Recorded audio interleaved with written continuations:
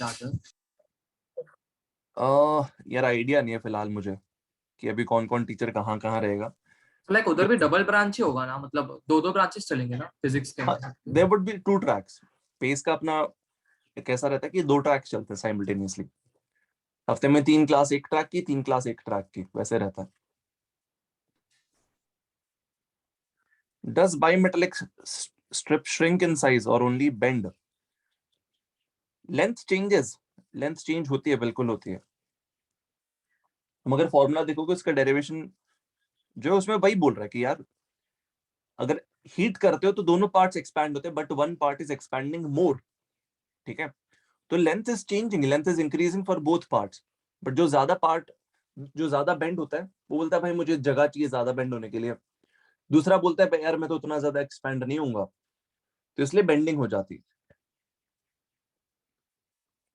यहां पर क्या हो रहा है कि मान लो बायोमेटालिक स्ट्रिप है ऐसे कुछ, ये भी अपनी लेंथ बढ़ाना चाहता है, ये भी लेंथ अपनी बढ़ाना चाहता है। When you heat it, cool down करोगे तो दोनों श्रिंक होना चाहेंगे। अगर देखो दोनों बराबर अमाउंट से एक्सपैंड या फिर श्रिंक होंगे तो स्ट्रिप स्ट्रेट रहेगी। बट अगर मान लो इसका अल्फा अलग है, इसका अल्फा अलग है, मान लो ये ज्यादा अमाउंट से एक्सपैंड करना चाहता है, ये कम अमाउंट से एक्सपैंड करना चाहता है, तो यहाँ पर इनके पास एक ही ऑप्शन बचता है and that is to bend. यहाँ पर ऐसे टाइप्स की कुछ तुम्हारे को स्ट्रिप देखने को मिलेगी। अभी देखो जिसका रेडियस कम है उसकी लेंथ कम होगी ऑफ कोर्स, जिसका एवरेज रेडियस कम है उसकी लेंथ कम है, और जिसका एवरेज रेडियस ज्यादा है उसकी लेंथ ज्यादा है। तो दोनों एक्सपैंड भी हो गए और अलग अलग अमाउंट से एक्सपैंड हो गए। इसकी लेंथ ज्यादा हो गई, इसकी लेंथ कंपेरेटिवली, बट इसकी भी लेंथ बड़ी है बट उसके सामने थोड़ी सी कम है। मान लो ये बढ़ा 2% से, तो ये हो सकता है बढ़ाओ सिर्फ 1.5% से या फिर 1.7% से, ऐसा कुछ हो सकता है। समझ में आ रहा है? Yes thank you. ओके ठीक है, अभी काम करते हैं कैलोरीमेट्री से पे ही कंटिन्यू करते हैं। Let's finish off with calorimetry today. अभी तक मैंने क्या पढ़ाया तुम लोगों को कैलोरीमेट्री में कि भाई अगर हम किसी भी लॉ ऑफ हाँ हाँ लॉ ऑफ मिक्सचर्स लास्ट मैंने पढ़ाया था, यस दैट्स ट्रू। तो मैंने क्या बोला था कि यार अगर मैं किसी भी सब्सटेंस को हीट देता हूँ, प्रोवाइडेड कि अपनी स्टेट चेंज ना करे, लेट्स से लिक्विड है तो लिक्विड ही रहे, सॉलिड है तो सॉलिड ही रहे, गैस है तो गैस ही रहे, तो as long as its state remains constant, मैं हीट दूंगा तो इसका टेम्परेचर राइज होगा। फॉर्मूला क्या होता है, Q is equals to MS delta T, या फिर इसको लिख दो Q is equals to N C delta T, या फिर इसको लिख दो H into delta T. H is the heat capacity of this body. Heat capacity का मतलब है इसको कितनी एनर्जी चाहिए होती है 1 डिग्री से अपना टेम्परेचर बढ़ाने के लिए। इस बॉडी को कितनी हीट चाहिए होती है अपना 1 डिग्री सेल्सियस से टेम्परेचर बढ़ाने के लिए। उस हीट कैपेसिटी को टोटल नंबर ऑफ मोल से डिवाइड कर दो तो मोलार हीट कैपेसिटी मिल जाएगी। टोटल हीट कैपेसिटी को mass of the given body से डिवाइड कर दो तो स्पेसिफिक हीट कैपेसिटी मिल जाएगी। सही है? जल्दी बताओ। Yes sir. आधे लोग बोल रहे होंगे सर आप ये चीज Yes, कितनी sir. बार रिपीट कर रहे हो, यस बट यार द प्रॉब्लम इज ये चीज भूल जाते हैं बहुत सारे लोग। अब नहीं जब मैंने लास्ट पिछली क्लास में क्या बताया था कि एक लिक्विड है ए, एक लिक्विड है बी, दोनों एक दूसरे से रिएक्ट नहीं करते, इसका टेम्परेचर कुछ और है, इसका टेम्परेचर कुछ और है, दोनों को मिक्स कर दें तो एक कॉमन टेम्परेचर पे आ सकते हैं। वो कॉमन टेम्परेचर कैसे निकालते हैं उसके मैंने 2 तरीके बताए थे, ऑल्दो दोनों तरीके ऑलमोस्ट सेम है। एक तरीका मैंने ये बताया था जो ठंडा हो रहा है वो हीट लूज कर रहा है, वो हीट कहाँ जा रही है, जो गर्म हो रहा है उसको मिल रही है।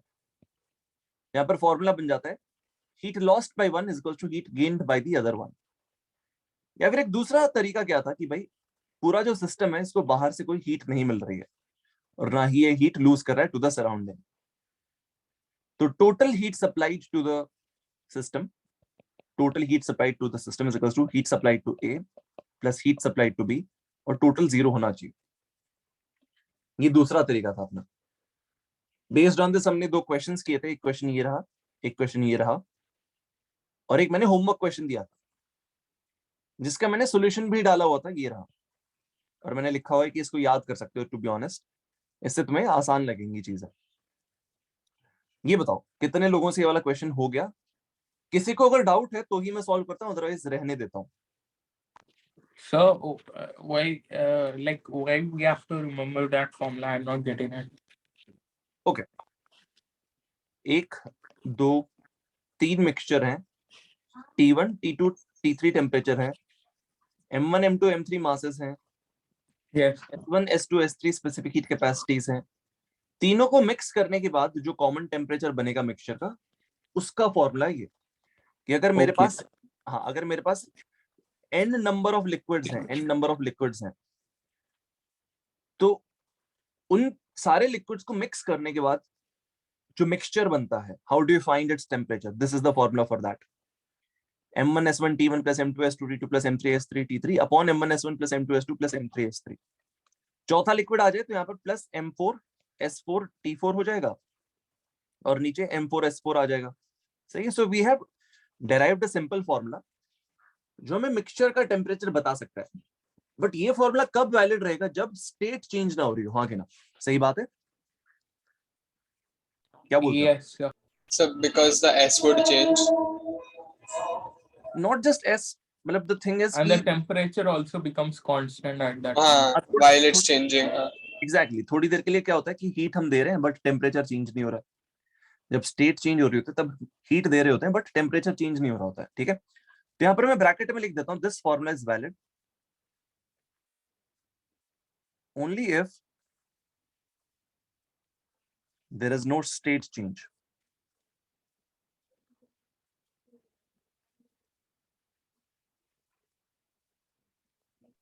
सर ये तो उसके लिए भी वैलिड हुआ ना, मतलब Q is equal to ms delta T भी तभी वैलिड है ना जब स्टेट चेंज ना हो रहा हो।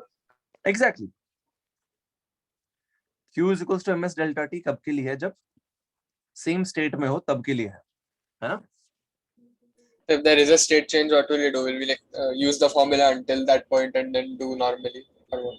नहीं, ये फॉर्मूला यूज करेंगे ही नहीं, उसके लिए बहुत अलग टेक्निक होती है, वो टेक्निक भी सिखाऊंगा मैं तुम लोगों को। ठीक है, अभी बताओ किसी से ये हुआ ना हो, लेट्स से होमवर्क के समय कोई चाहता हो मैं इसको वापस से समझा दूं तो मैं समझा सकता हूँ, अदरवाइज मैं आगे बढ़ता हूँ। बढ़िया, सबसे हो गया लगता है, तो मैं आगे बढ़ता हूँ। अब देखो अभी तक हम किस चीज के बारे में बात कर रहे हैं? MS डेल्टा टी बता रहे थे ना आप? क्या? सर उसमें आप MS डेल्टा टी करके बता रहे थे ना? हाँ, MS delta T. MS delta T कब तक वैलिड है? MS डेल्टा टी तब तक वैलिड है जब तक स्टेट चेंज नहीं हो रही होती है ना? हाँ।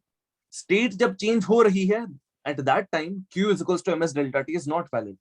एक बार स्टेट चेंज हो जाए उसके बाद वापस से वैलिड है ना? एनीवेज तुम्हें समझ में आएगा ये वाली चीज पढ़ाने के बाद। तो देखो मैं अभी तक किस चीज के बारे में बात कर रहा था कि यार सेम स्टेट में है हमारा सब्सटेंस, उसको हीट देते जा रहे हैं, उसका टेम्परेचर बढ़ते जा रहा है, हीट देते जा रहे हैं, टेम्परेचर बढ़ते जा रहे हैं एंड सो ऑन। अब हम फेज चेंज के बारे में बात करते हैं थोड़ा सा। Let's talk about phase change little bit. तो एक सवाल है मेरे पास तुम्हारे लिए, इस सवाल का जवाब दो।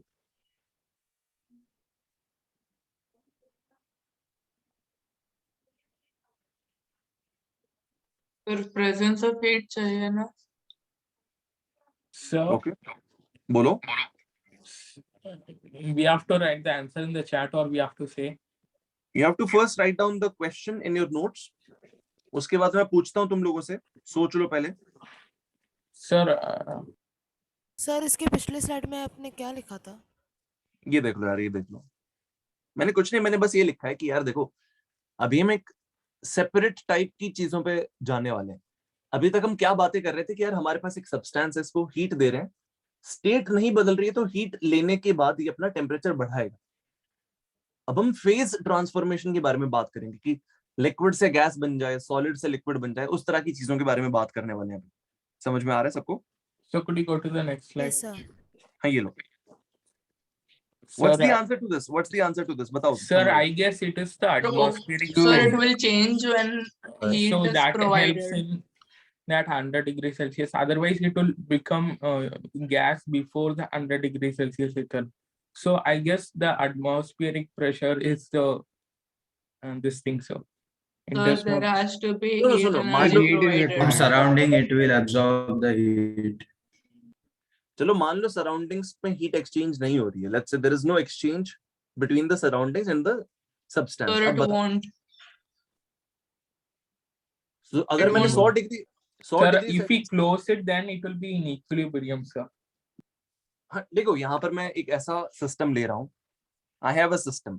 This is my container. Container के अंदर वैक्यूम है, यहाँ पे पानी है. कंटेनर की जो वॉल्स हैं, these are insulated. Sir, before 100 degrees Celsius itself, then it will become gas, sir, because there is no pressure acting on the water. Okay, चलो एटमॉस्फेरिक प्रेशर ले लो फिर. एटमॉस्फेरिक प्रेशर ले लो, ठीक है. Okay. अब बताओ. बट तुम्हें क्या लगता है अगर यहाँ पर वैक्यूम होगा तो पूरा गैस बन जाएगा? तुम्हें ऐसा लगता है? और अगर वैक्यूम होगा तो Sir, it will sir, actually, start boiling. constant temperature has to be given, sir. Then देखो, only सुनो, it converts. So, एक sir, जस्ट एक Sorry, चीज सुनो. constantly we have to be heating the substance. Okay, If we stop it, then the water remaining on the vessel won't become into steam. सुनो सुनो सुनो, एक चीज बताओ. तुम लोगों ने बोला कि अगर वैक्यूम होगा यहाँ पर तो ये पहले ही स्टीम बन जाएगा, तुम ये बोल रहे हो, है ना? That's actually correct. That's actually correct कि क्या होता है कि अगर प्रेशर कम हो तो बॉइलिंग पॉइंट कम हो जाता है, तो हो सकता है बॉइलिंग पॉइंट 98 डिग्री सेल्सियस हो जाए. That's true, that's true. तो एनीवेज यहाँ पर अगर देखो atmospheric pressure, let's say there is atmospheric pressure at this, in this region, तो वाटर का boiling point at atmospheric pressure is how much? 100 degree Celsius. तो अगर मान लो मेरे पास यहाँ पर पानी है, मैंने इसको बॉइलिंग पॉइंट तक पहुंचा दिया, I have made it reach till it's boiling point, तो क्या ये Then अपने we आप should- इवेपोरेट हो जाएगा? यार एक मिनट मुझे बोलने दो ना, रुक जाओ. तो क्या ये अपने आप इवेपोरेट हो जाएगा कि इसको हीट लगेगी अभी भी? इट Heat वुड लगेगी. Require Heat Like will require heat. क्योंकि अभी जितना So heat it will उसमें require है heat. ना वो It will require heat to well. Exactly. तो देखो यहाँ पर पहले मैंने क्या किया, मैंने हीट दी इसको, I gave it some heat. Heat दी, टेम्परेचर बढ़ा, हीट दी, टेम्परेचर बढ़ा, हीट दी, टेम्परेचर बढ़ा. अभी एक ऐसे पॉइंट पे आ गया जहां पर ये अपने अपना फेज चेंज करना चाहता है. It wants to convert into gas, ठीक है. एट अ गिवन प्रेशर एक गिवन बॉइलिंग पॉइंट होता है किसी भी लिक्विड का. प्रेशर बढ़ा दोगे तो शायद बॉइलिंग पॉइंट चेंज हो जाए, प्रेशर घटा दोगे तो भी शायद बॉइलिंग पॉइंट चेंज हो जाए. ये सब चीजें तुमने शायद पढ़ी हुई है पहले से. अब देखो यहां पर क्या होता है कि as soon as this liquid reaches its boiling point, ऐसा नहीं है कि वो एकदम से हवा बन जाएगा, ऐसा नहीं है. तुम अगर लेट्स से चाय बना रहे हो, ठीक है, ऐसा तो है नहीं कि भाई चाय उबल गई एकदम से पूरा गैस बन गया, फुस हो गया एकदम से कि भाई मम्मी बोल रही है बेटा गैस ना बंद कर देना 100 डिग्री सेल्सियस पहुंचने से पहले, वरना पूरा गैस बन जाएगा पानी. ऐसा होता है क्या? नहीं, ऐसा कभी नहीं होता है. तुम यहाँ पर पानी लोगे, तुम उसको हीट करोगे, धीरे धीरे वो गर्म होगा, गर्म होते होते एक टाइम के बाद उसका टेम्परेचर रुक जाएगा, 100 डिग्री सेल्सियस पर रुक जाएगा काफी देर के लिए. फिर क्या होगा? एट दैट पॉइंट धीरे धीरे तुम्हें दिखेगा कि यार यहाँ से पानी इवेपोरेट हो रहा है, लेवल धीरे धीरे घटते जाएगा और फाइनली कंटेनर खाली हो जाएगा, पूरा पानी इवेपोरेट हो जाएगा. But till the time it is evaporating, तुम्हें इस पानी का टेम्परेचर 100 डिग्री सेल्सियस ही मालूम पड़ेगा. अगर तुम थर्मोमीटर लेके आओ, इसमें बैठा दो उस थर्मोमीटर को, वो thermometer constantly 100 degree Celsius read करेगा. तुम कॉन्स्टेंटली हीट सप्लाई कर रहे हो बट उसका टेम्परेचर बदल नहीं रहा है. तो तुमने जो हीट सप्लाई करी है वो चली कहां गई? It went into some kind of a energy of these molecules. ये जो मॉलिक्यूल्स हैं जो एस्केप कर रहे हैं, इनको किसी तरह की एक एक्स्ट्रा एनर्जी मिल गई, एक तरह की एक्स्ट्रा काइनेटिक एनर्जी मिल गई, जिससे वो बोले चलो हम तो निकले भाई यहाँ से, हमें यहाँ पर रहने की कोई जरूरत नहीं, हम ज्यादा एनर्जेटिक है. फॉलो कर रहे हो? Sir, so vibrational energy is converting into kinetic energy, sir. Yes, you can say that. मतलब पहले सिर्फ वाइब्रेट कर रहे थे, छोटे छोटे वाइब्रेशंस थे उनके. Now they have gained some kinetic energy, वो निकल जाएंगे यहाँ से. फॉलो? तो सर बेसिकली जब तक पूरा पानी गैस बन के इवेपोरेट नहीं हो जाता, टेम्परेचर 100 डिग्री सेल्सियस ही रीड करता Exactly. है. टेम्परेचर 100 डिग्री सेल्सियस ही रहेगा इस कंटेनर के अंदर, मतलब ये जो पानी है उसका, है ना. और इवन वो जो गैस है, देखो वो जो गैस है, हम उस पे तो आग लगा नहीं रहे. आग कहाँ लगा रहे हैं हम? आग तो पानी पे लगा रहे हैं, आगे ना. तो ये जो पानी के मॉलिक्यूल्स हैं, इनमें से कुछ पानी के मॉलिक्यूल्स बोलेंगे यार मुझे कुछ ज्यादा एनर्जी मिल गई, मुझे शायद बाहर निकलना पड़ेगा, तो वो बाहर चला जाएगा. फिर अगला मॉलिक्यूल आएगा, वो बोलेगा मेरे को ज्यादा एनर्जी मिल गई, चलो मैं भी निकल लेता हूँ. तीसरा आएगा वो बोलेगा अब चलो मैं भी निकल लेता हूँ बाहर। तो धीरे धीरे वो यहाँ पर कंटेनर के आसपास आएंगे, या फिर यहाँ वालों को ज्यादा एनर्जी मिलेगी, वो अगले वाले को थोड़ी बहुत ट्रांसफर कर देगा। ऐसे करते करते सरफेस वाले मॉलिक्यूल्स तक एक्स्ट्रा एनर्जी पहुंचेगी, वो बोलेगा चलो मैं तो निकला। समझ में आया? But till the time this process is happening, ये जो कंटेनर के अंदर पानी है ये अपने बॉइलिंग पॉइंट पे ही मेंटेन रहेगा। वो बॉइलिंग पॉइंट चेंज हो सकता है एटमॉस्फेरिक प्रेशर के साथ, ठीक है? तो मान लो एटमॉस्फेरिक प्रेशर, अपना जो स्टैंडर्ड एटमॉस्फेरिक प्रेशर है वो है 1 atm, मान लो 1 atm है, तो at that atmospheric pressure boiling point of water is 100 degree Celsius. Pressure बढ़ा दोगे तो शायद बॉइलिंग पॉइंट भी बढ़ जाएगा, थोड़ा सा ज्यादा मेहनत करनी पड़ेगी इसको बॉईल करने में, शायद 102 डिग्री सेल्सियस पे तुम्हारा बॉईल हो पानी। बट एनीवेज, ऊपर ऊपर से ये चीज समझ में आ रही है क्या कि भाई जब तक ये पूरा इवेपोरेट नहीं हो जाता तब तक यहाँ पर जो टेम्परेचर है वो कांस्टेंट रहेगा। ये चीज समझ में आ रही है सब लोगों को? Sir, Yes, sir. temperature is converting into pressure, sir. क्या? Temperature is just a measure. वो कुछ it's not energy. sorry, I that mean will- like heat is converting into pressure, sir. Pressure No. increases, right? the heat सुनो, which सुनो। was used to raise the temperature अभी वो intermolecular एक चीज बताओ। kinetic theory में हो रहा है वो हाँ, kinetic. एक चीज बताओ यार, देखो मान लो एटमॉस्फेयर में चला जाता है तो एटमॉस्फेयर का प्रेशर थोड़ी ना बदल जाएगा, हाँ कि ना? सही बात है। Yes, sir. So may be what the other person is saying is true, ये सही बात है। यहाँ पे हमने जो एनर्जी दी है वो किसी तरह की काइनेटिक एनर्जी में कन्वर्ट हो जाएगा। अब वो काइनेटिक एनर्जी तुम्हें प्रेशर के फॉर्म में दिखे या ना दिखे वो डिपेंड करता है, वो डिपेंड करता है, ठीक है? अब यहाँ पर फॉर एग्जांपल कई बार क्या होता है, गैस थोड़ी सी मॉइस्ट है तो प्रेशर बढ़ेगा कि घटेगा वो थोड़ा सा डिपेंड करता है। तो उसके बारे में इतना बात करने की जरूरत नहीं है, फिलहाल बस ये समझ लो कि भाई Okay, sir. हमें कुछ और हीट देनी पड़ती है 100 डिग्री सेल्सियस पे पहुंचाने के बाद भी, ताकि ये स्टीम में कन्वर्ट हो। ये जो फेज कन्वर्जन होता है this does not happen automatically. ऐसा नहीं है कि मैं 100 डिग्री सेल्सियस पे पानी को पहुंचा दूं तो खट से भाप बन जाएगा, खट से स्टीम बन जाएगा। that's not how it works। इस तरह से वो काम नहीं करता है भाई।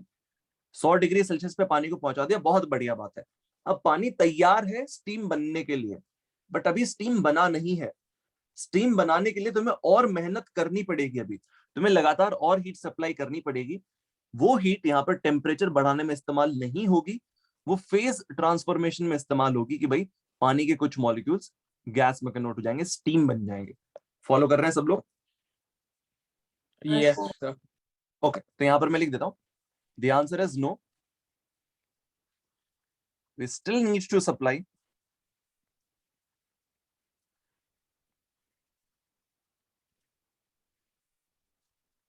या फिर ऐसे बोल दो we still need to keep supplying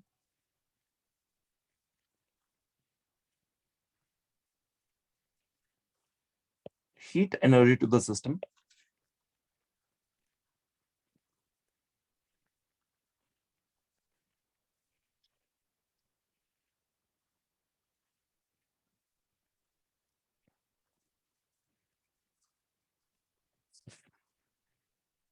to convert water into steam.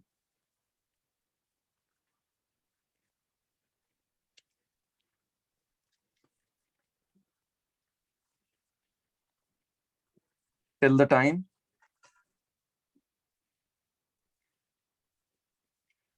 the entire water is not converted into steam,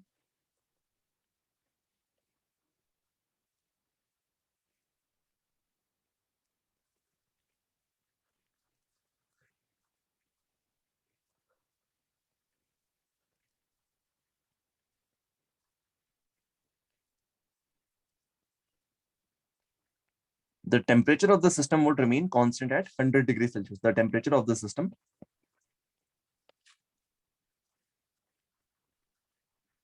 would remain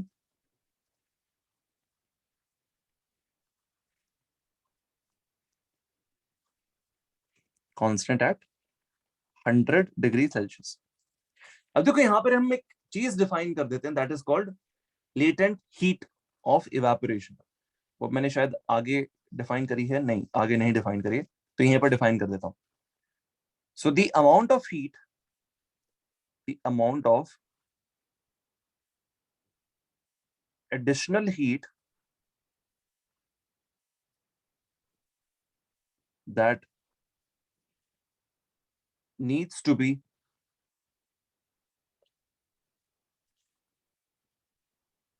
provided to each gram of water at 100 degrees Celsius to convert into steam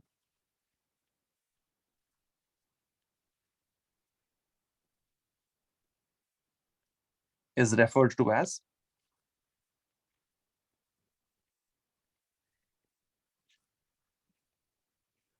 latent heat of vaporization.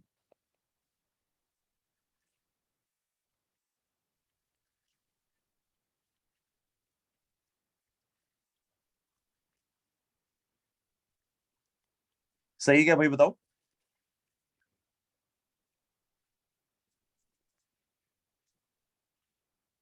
Hello hello. अब देखो पानी की जो latent heat of vaporisation होती है वो कितनी होती है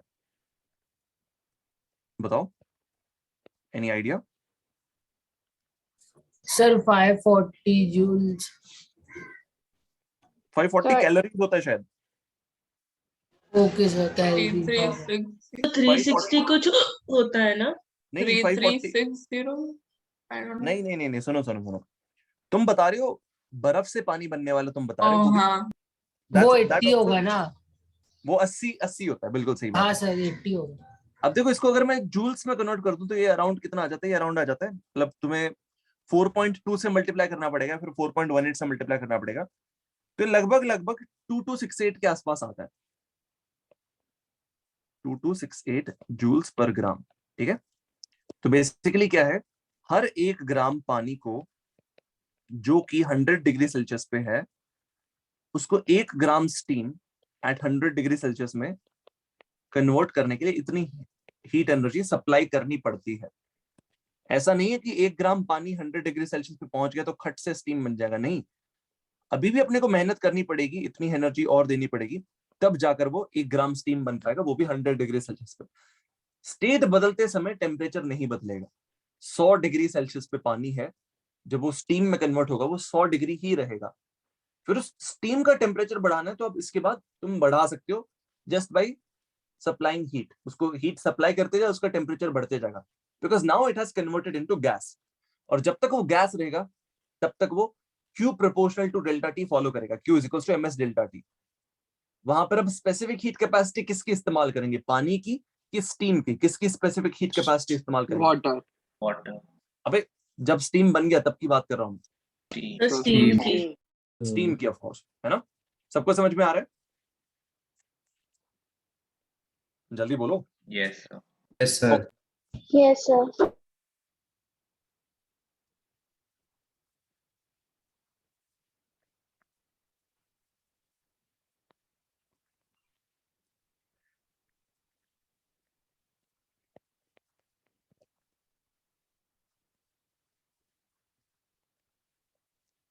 सर ऐसा जो क्वेश्चन पूछते हैं कि स्टीम 100 डिग्री पे ज्यादा मतलब गर्म है कि पानी, तो स्टीम है ना उसका आंसर? स्टीम ज्यादा गर्म लगता है कि पानी ज्यादा गर्म लगता है? तो यार स्पेसिफिक हीट कैपेसिटी पे डिपेंड करता है कि कोई भी चीज, ठीक है? तो स्पेसिफिक हीट कैपेसिटी जिसकी कम होगी, ओके, स्टीम ही हुआ ना, क्योंकि हाँ स्टीम, 540 कैलोरी अब्सॉर्ब करके स्टीम बन रहा है। हाँ नहीं, बट देखो वहां पर जो तुम गर्म और ठंडे की बात करें वो स्पेसिफिक हीट कैपेसिटी पे डिपेंड करता है। तुम्हें इसकी और इसकी स्पेसिफिक हीट कैपेसिटी कंपेयर करनी पड़ेगी, जिसकी कम होगी वो ज्यादा गर्म फील होगा। हाँ सर, वो ज्यादा जल्दी गर्म हो जाएगा। Sir, we have to remember this latent heat of vaporization of water, right? Yes, you can, you should. Okay, sir. लेकिन स्टीम ही ज्यादा गर्म होगा ना, क्योंकि अगर हम लोग स्टीम को देखें तो अगर हम लोग स्टीम को ठंडा करेंगे तो पहले वो इतना एनर्जी लूज करेगा, फिर अंदर 100 डिग्री वाटर में कन्वर्ट होगा, फिर वो हाँ सर। शुरू होगा। ओके, समझ गया। तो तुम कह रहे हो कि क्योंकि वो 540 कैलोरीज लूज करता है पानी बनने के लिए, इसलिए अपने को वो ज्यादा गर्म महसूस हो रहा है, ऐसा बोल रहे हो? नहीं sir, but sir specific heat पे नहीं डिपेंड किया ना। क्या? सर Sir, but all वही ज्यादा होगा ना Sir, we feel that our hand is going to be compressed, and then we feel that the same temperature of that of water. so it would be the same temperature, huh? Because all the Yes. heat went into the thing सुनो itself. सुनो, temperature same feel होगा अपने को, ठीक है, but अभी क्या है कि एक चीज से तुम ज्यादा इजिली जल जाओगे, एक चीज से इतना इजिली नहीं जलोगे। चलो नहीं, सुनो, पहले एक काम करो, इतना लिखो, बाकी अब उन सब Steam- चीजों के बारे में बाद में बात करते हैं, जलते किससे हैं, ये सब चीजें बाद में डिस्कस कर लेते हैं। इतना कॉपी कर लो पहले। सर वाटर से जलेंगे ना, स्टीम में तो बाद Sir, भी लेते steam से जलेगा कि water से? टीम से होगा ना Steam से, I guess. Yes sir steam तो वो हिडन water हीट से की भी वजह से ना। स्टीम से भी जल सकता है ना। अरे हाँ, तो बोल तो रहे हैं स्टीम से भी जल सकता है, व्हाई नॉट। तुम्हें केमिस्ट्री में पढ़ाया गया ये वाला पार्ट? सर ये ना 10th में हमें पढ़ाया गया था ऐसा, जब लेटेंट हीट करा रहे थे तो कि Yes, sir, मतलब latent स्टीम heat से ज्यादा जलता है। वैल्यूज बोले गए थे यस Yes, sir. हाँ, हो सकता है कि भाई देखो 100 डिग्री सेल्सियस पे जो स्टीम है वो जैसे ही तुम्हारे स्किन के कांटेक्ट में आएगी, वो 540 कैलोरीज और हीट प्रोवाइड कर देगी तुम्हारी स्किन को, एंड फिर खुद वाटर में कन्वर्ट हो जाएगी। तो उस 540 कैलोरीज एक्स्ट्रा हीट की वजह से शायद तुम्हें ज्यादा बर्न हो सके, ऐसा हो सकता है। But let's see, we can confirm this theory. I think ये केमिस्ट्री में ज्यादा पढ़ाया जाता होगा, आई एम नॉट श्योर।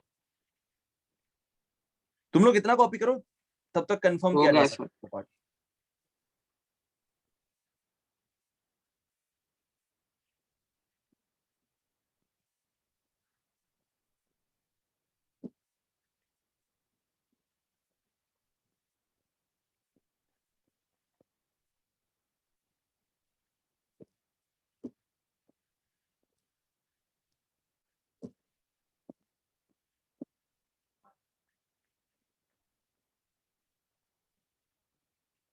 हाँ, ऑनलाइन भी वही लिखा है, जस्ट भी मैंने चेक किया तो वहां पर भी वही लिखा है कि भाई 1 ग्राम ऑफ, मतलब सॉरी, 100 डिग्री सेल्सियस पे स्टीम है वर्सेस 100 डिग्री सेल्सियस पे पानी है, तो स्टीम वुड बर्न मोर। और वही रीजन लिखा है जो तुम लोग बोल रहे थे कि बिकॉज 1 ग्राम अगर स्टीम है हमारे पास 100 डिग्री सेल्सियस पे, तो वो खुद पहले तो पानी बनेगी, जब वो पानी बन रही तो एकदम से हमारी स्किन को 540 कैलोरीज हीट दे देगी। उस एक्स्ट्रा 540 कैलोरीज की वजह से अपने को काफी बर्न फील हो सकता है। समझ में आ रहा है? हाँ सर। ओके, सर लिख दिया। ठीक, आगे बढ़े। Yes sir. अगला सवाल, तुम्हारे पास आइस है -10 डिग्री सेल्सियस पे, धीरे धीरे तुमने उसको बाहर रख दिया। तो वो एटमॉस्फेयर से, मतलब सराउंडिंग से हीट ले रहा है, अपना टेम्परेचर बढ़ा रहा है। -10 से थोड़ी देर के बाद -9 हो गया, बिकॉज उसने सराउंडिंग से हीट एनर्जी ले ली, टेम्परेचर राइज करेगा, -10 से -9 हो गया,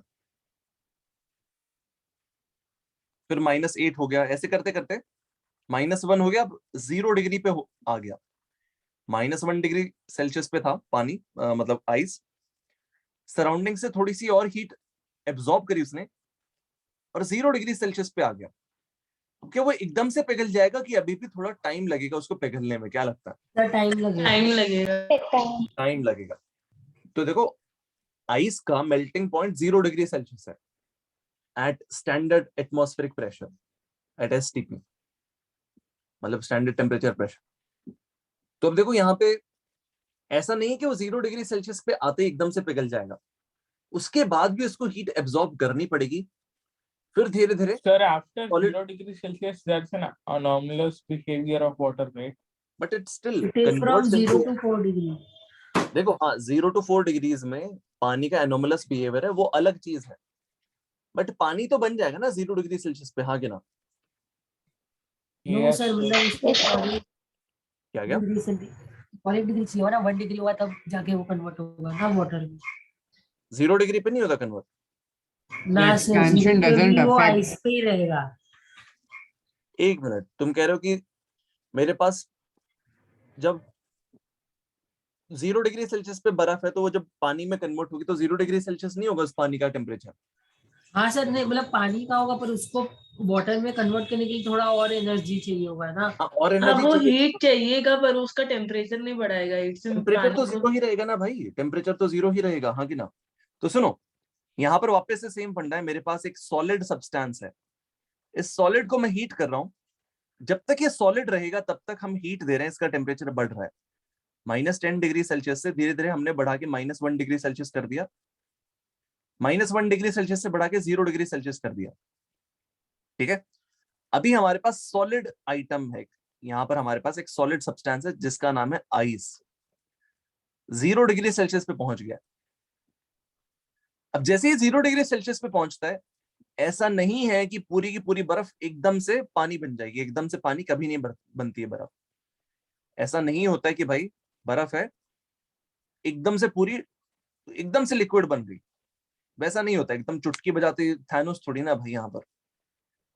अब क्या होता है, एक बार ये 0 डिग्री सेल्सियस पहुंच गया, अभी भी इसको और हीट लगती है, बिकॉज जो मॉलिक्यूल्स हैं उनके पास फिलहाल कम वाइब्रेशनल एनर्जी है। टू बिकम लिक्विड इनकी वाइब्रेशनल एनर्जी बढ़नी पड़ेगी, इट हैज टू इंक्रीज। तो अभी क्या होगा, जो एक्स्ट्रा हीट, जस्ट एक मिनट रुक जाओ यार, जो एक्स्ट्रा हीट ये सराउंडिंग से लेगा, जो एक्स्ट्रा हीट ये सराउंडिंग से लेगा, वो इसकी स्टेट चेंज करने में जाएगा। The heat that it absorbs further from the surrounding first gets converted into the phase transformation energy, कि भाई इसका फेज ट्रांसफॉर्म करो, इसको सॉलिड से लिक्विड बनाओ। कि भाई ये मॉलिक्यूल बोलता है भाई देखो मुझे तो एक्स्ट्रा एनर्जी मिल गई, मैं लिक्विड बन जाता हूँ, मैं सॉलिड से लिक्विड बन गया, मेरे को एक्स्ट्रा एनर्जी मिल गई है, बाकी सबकी वाइब्रेशनल एनर्जी कम है, मुझे एक्स्ट्रा एनर्जी मिल गई है। अब देखो ऐसा कब तक चलता रहेगा, जब तक पूरा आइस लिक्विड नहीं बन जाता। एक बार पूरा लिक्विड बन गया, एक बार पूरा का पूरा लिक्विड बन गया, उसके बाद क्या होगा, अब इसको हीट सप्लाई करोगे, now its temperature would rise. But जब तक पूरा लिक्विड नहीं बन जाता तब तक टेम्परेचर 0 डिग्री सेल्सियस ही मेंटेन रहेगा। समझ में आ रहा है? Yes sir. तो लेट्स से मैंने एक पैन के अंदर बर्फ रख दी, ठीक है, और इसको मैंने बस छोड़ दिया कि भाई चल ठीक है, तो सराउंडिंग से हीट लेते जा और पिघलते जा। तो यहाँ पर इस पैन के अंदर धीरे धीरे पानी पिघल जाएगा। जब तक ये बर्फ खत्म नहीं होती तब तक इस पूरे पानी का टेम्परेचर 0 ही रहेगा, बिकॉज बर्फ उसका टेम्परेचर मेंटेन करवा के रखेगी। बर्फ बोलेगी भाई मैं तो 0 डिग्री सेल्सियस पे हूँ, बोलेगा ठीक है मैं भी फिलहाल 0 पे हूँ। जो एक्स्ट्रा हीट आती है वो अगर मान लो पानी के मॉलिक्यूल्स गर्मी मतलब टेम्परेचर बढ़ाने में इस्तेमाल कर भी लें, तो वो क्योंकि इसके साथ थर्मल इक्विलिब्रियम में रहेंगे, उनका टेम्परेचर अपने आप 0 हो जाएगा। वो अपनी कुछ हीट आइस के मॉलिक्यूल्स को दे देंगे, आइस के मॉलिक्यूल्स बोलेंगे चलो मैं भी पानी बन जाता हूँ, बट उसके लिए मुझे एनर्जी चाहिए। कौन देगा वो एनर्जी? ये पानी के मॉलिक्यूल्स देंगे। पानी के मॉलिक्यूल्स बोलेंगे मेरा यार गलती से ना टेम्परेचर बढ़ गया, एक काम कर तू मेरी एनर्जी ले ले, मेरा टेम्परेचर 0 हो जाएगा और तेरा फेज चेंज हो जाएगा, तू भी पानी बन जाएगा 0 डिग्री सेल्सियस पे। तो ये प्रोसेस चलते रहेगा। तो यहाँ पर मैं एक बार रिपीट कर देता हूँ पूरा प्रोसेस। तो प्रोसेस ये है कि भाई अगर मेरे पास आइस है eight let's say -10 degree Celsius, उसको 0 डिग्री सेल्सियस आइस बनाने में तुम्हें कुछ हीट देनी पड़ेगी। तुमने हीट दी, -10 डिग्री सेल्सियस वाली आइस 0 डिग्री सेल्सियस तक पहुंच गई, बट अभी भी बर्फ ही है, वो कोई भी हिस्सा पिघला नहीं है। अब एक बार 0 डिग्री सेल्सियस पहुंच गया, ये पिघलने के लिए तैयार है, it is ready to melt. But to melt it, you still need to supply some more heat. That heat that you need to provide to each gram of ice to convert it into water is called latent heat of fusion. Latent heat of fusion बोलते हैं that is called latent heat of fusion. It is basically the amount of heat that is supplied per unit mass. Follow कर रहे हो?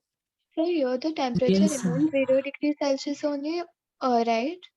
Yes, it would stay at 0 degree Celsius जब तक पूरा का पूरा बर्फ पानी नहीं बन जाता है। जब तक ये पूरी नहीं पिघल जाती तब तक इस कंटेनर के अंदर जो भी सब्सटेंस रहेगा, पानी प्लस आइस, उसका टेम्परेचर 0 डिग्री सेल्सियस पे ही मेंटेन रहेगा। ठीक है, तो वो जो हीट उसे मिली वो खाली फेज चेंज में यूज होगा, राइट? एग्जैक्टली। जो भी हीट सराउंडिंग से मिलती है, जो इन मॉलिक्यूल्स को मिलती है, वो अपना फेज चेंज करने में लगा देते हैं। इनको जो मिलती है वो ये गलती से टेम्परेचर बढ़ाने में लगा देते हैं, हाँ। बट फिर क्या होता है कि उनके साथ इंटरेक्ट करते हैं, बोलते हैं भाई मेरा टेम्परेचर थोड़ा सा ज्यादा है, तेरा तो 0 है। तो ये आपस में जब हीट एक्सचेंज करते हैं, ये अपना टेम्परेचर घटा लेता है, बोलता है चलो मैं 0 पे आ जाता हूँ, और जो हीट लूज करी इसने वो इन मॉलिक्यूल्स को मिलेगी और ये मॉलिक्यूल्स बोलेंगे चलो हम फेस ट्रांसफॉर्म कर लेते हैं। तो फाइनली क्या होता है कि जब तक ये पूरी की पूरी बर्फ नहीं पिघलती है तब तक इस पूरे सॉल्यूशन का टेम्परेचर 0 डिग्री सेल्सियस ही रहेगा, इट वुड नॉट चेंज। अगर गलती से किसी मॉलिक्यूल का, किसी वाटर मॉलिक्यूल का टेम्परेचर बढ़ भी गया तो वो अपने आप डिक्रीज हो जाएगा, बिकॉज यहाँ पर बर्फ है 0 डिग्री सेल्सियस पे उसका टेम्परेचर घटाने के लिए। समझ में आ रहा है सब लोगों को? Yes sir. Okay. तो मैं काम करता हूँ यहाँ पर इस सवाल का जवाब लिख देता हूँ और थोड़ा एक्सप्लेनेशन लिख देता हूँ साथ के साथ। So the answer is no. Once ice has reached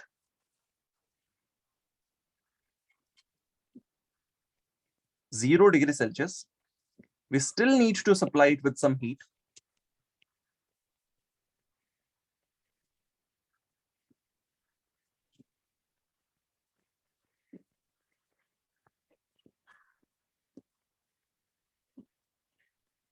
To convert it into water.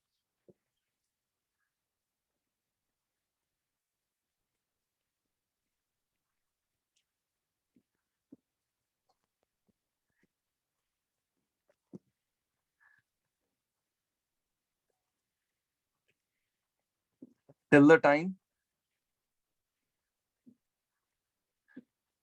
the entire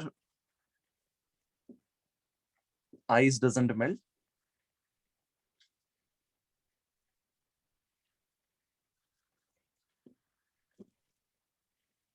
the temperature of the system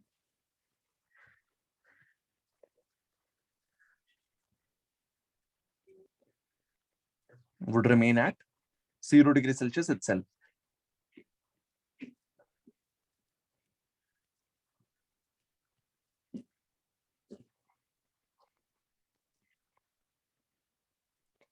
ठीक है, तो ये बताओ कभी भी अगर तुम्हें ऐसा दिख जाए कि हमारे पास एक सॉल्यूशन है जिसके अंदर बर्फ है और तुम्हें बोल दिया जाए भाई ये इक्विलिब्रियम पे है, कि अभी कुछ पिघल नहीं रहा है, मतलब हम हीट सप्लाई नहीं कर रहे हैं और कुछ पिघल नहीं रहा है, तो ये बताओ इस सिस्टम का टेम्परेचर क्या होगा, क्या लगता है?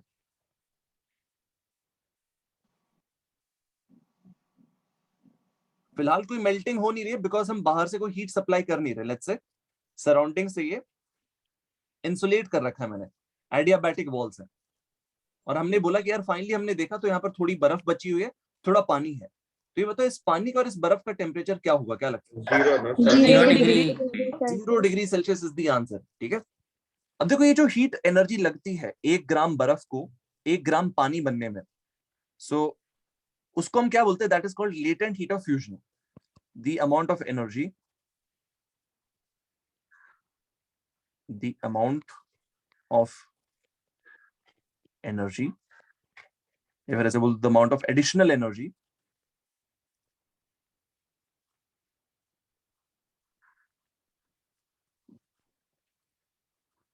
that needs to be supplied to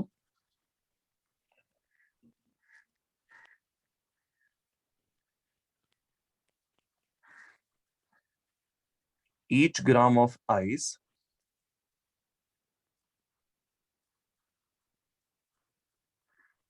at 0 degree Celsius, to convert it into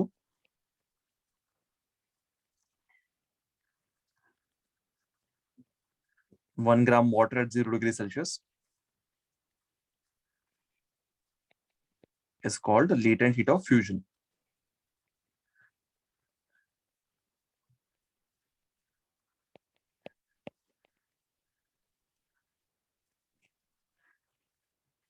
Latent heat of fusion जो ice के लिए है, that is I think 80 calories per gram है क्या? Latent heat of fusion for ice is 80 calories per gram। इसको तुम multiply कर देना 4.18 से, तो तुम्हारे पास 336 आ जाता है। यस, चेक कर लेना एक बार ये वैल्यूज बाद में। सो बेसिकली अगर मेरे पास 1 ग्राम आइस है एट 0 डिग्री सेल्सियस, इसको 1 ग्राम पानी बनाना है एट 0 डिग्री सेल्सियस, तो इसके लिए अपने को 80 कैलोरीज लगेंगी फॉर ईच ग्राम। हमारे पास 1 ही ग्राम है तो सीधा 80 कैलोरीज लिखा है मैंने। कितने लोगों को ये वाला पार्ट समझ में आ गया? एक बार प्लीज हाथ उठा के बता दो। देखो, more than the formula the concept is important. वो जो फील है वो ज्यादा इंपॉर्टेंट है। हम मैथ्स नहीं पढ़ रहे हैं कि फॉर्मूले से काम बन जाएगा, है ना?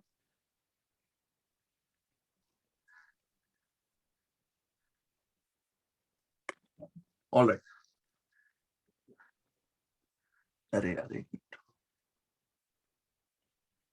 हाँ okay.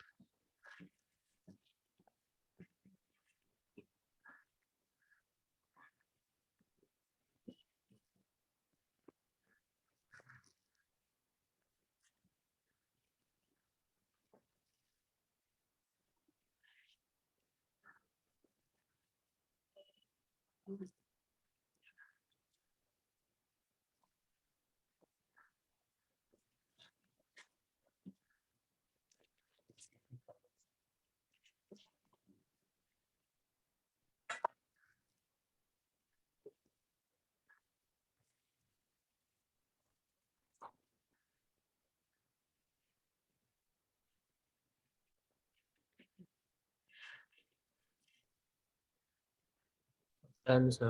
Sir, the concept of calorimetry is over, right? Only अरे the questions are left, right? हाँ, मतलब अभी बस सवाल बचे हैं, ठीक है? कंसेप्ट जो थे, टॉपिक्स जो है वो हो गए हैं, अब बस Okay. सवाल बचे हैं, है ना? भी सेम रहेगा। क्या क्या? हाँ, इधर पे भी सेम टाइप के क्वेश्चंस रहेंगे कि हमारे पास बर्फ है, पानी है, दोनों को मिक्स कर दे, फाइनली क्या होगा? पूरा पानी मिलेगा किसी पर्टिकुलर टेम्परेचर पे, कि पूरा बर्फ मिलेगा किसी पर्टिकुलर टेम्परेचर पे, कि 0 डिग्री सेल्सियस पे दोनों का कॉम्बिनेशन मिलेगा, कि थोड़ी बर्फ है थोड़ा पानी है ना? वैसे टाइप के सवाल बनते हैं यहाँ पर। That's it. क्या?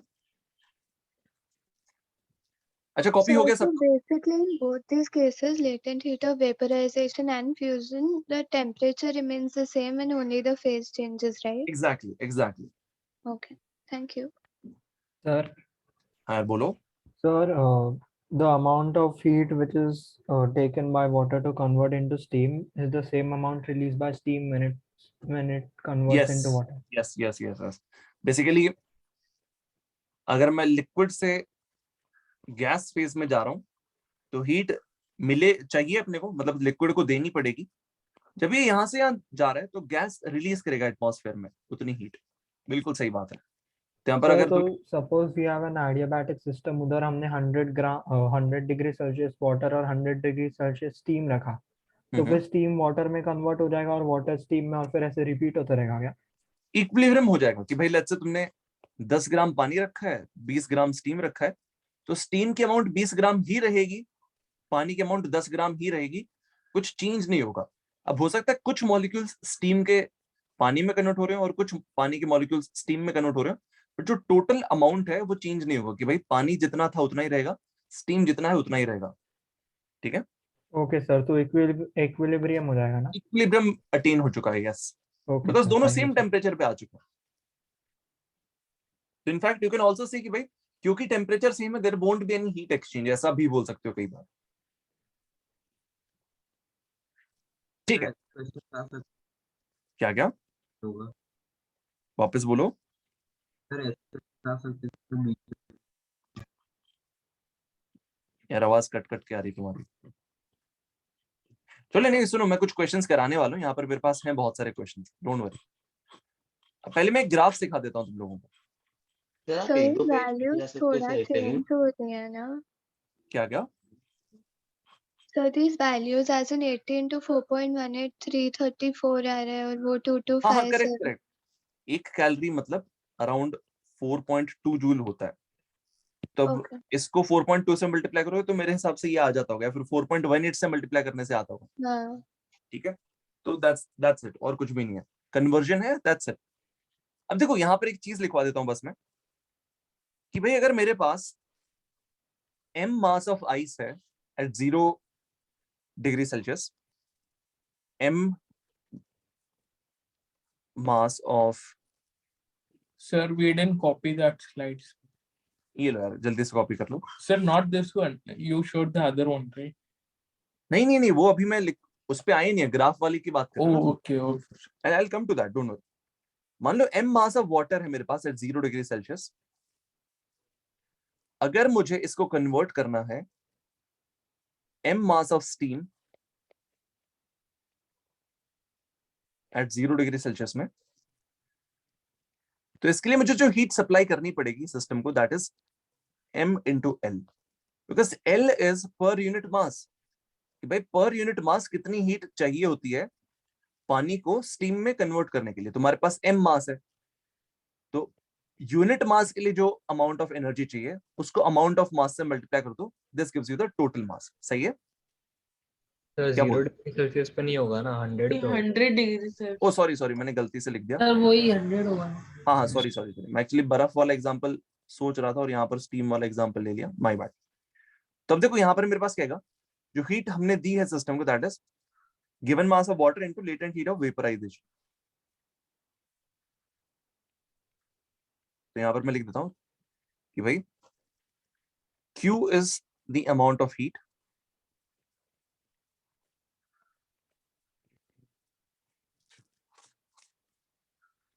required to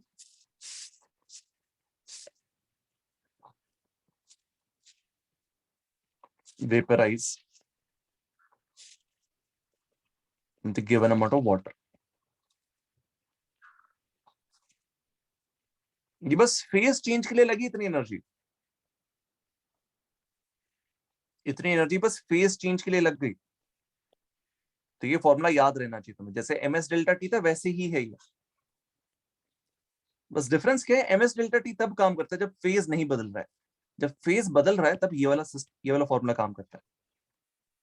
अब सेम तरह से बर्फ के बारे में अगर हम बात करेंगे कि मेरे पास m मास ऑफ आइस है एट 0 डिग्री सेल्सियस, उसको हमें कन्वर्ट करना है into m mass of water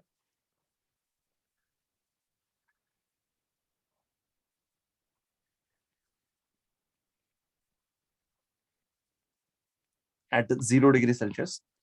तो हमें जो हीट सप्लाई करनी पड़ती है सिस्टम को, that is m into L fusion.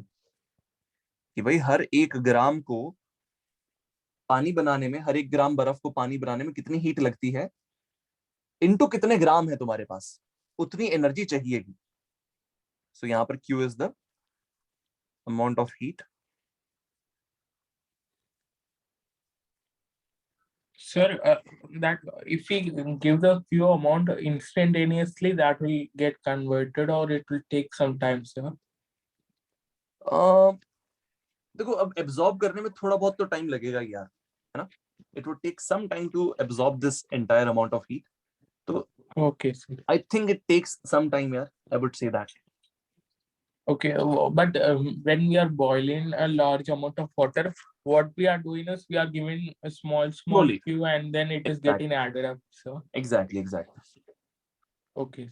Amount of heat required to melt the given amount of water, given amount of heat, ice.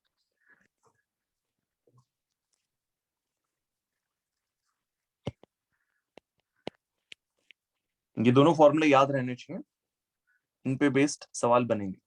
अब देखो जो मेन सवाल बनते हैं वो ना ms डेल्टा टी पे बनते हैं, ना Q is equals to ml पे बनते हैं, इन दोनों के कॉम्बिनेशन पे बनते हैं।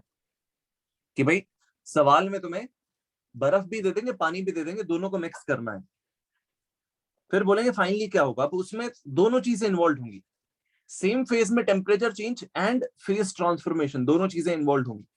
तो वैसे वाले जो सवाल होते हैं उनमें ही मजा आएगा तुम्हें, मतलब पूछे वही जाते हैं, तो उनमें मजा आना चाहिए। नहीं भी आता होगा तो थोड़ा सा एंजॉय करो उस प्रोसेस को, because that is what is required.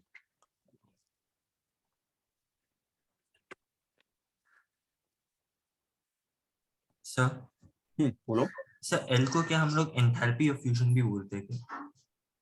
अब यार देखो एंथैल्पी वाला जो वर्ड है ना, that is not there in physics at all. हम वो वर्ड यूज करते ही नहीं है बिल्कुल भी, तो I won't comment on that यार, बिकॉज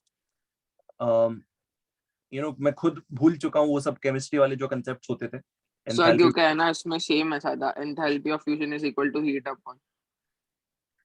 होता होगा, देखो यार वो केमिस्ट्री में पढ़ा दिया हुआ, फिजिक्स में we won't have to discuss about गिव्स फ्री एनर्जी, अबाउट एंथैल्पी, इन सब चीजों के बारे में बात करना ही नहीं अपने को फिजिक्स में, जरूरत ही नहीं, अपने सिलेबस में ही नहीं है।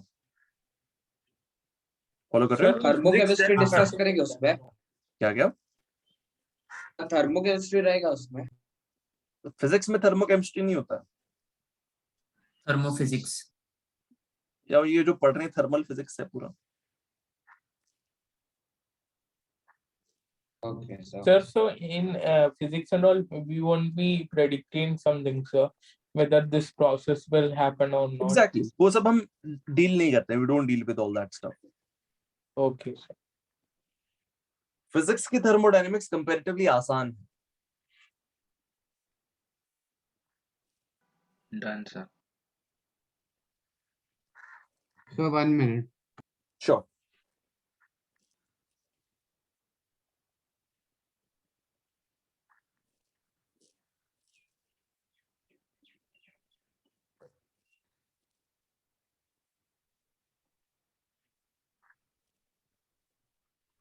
Done, sir.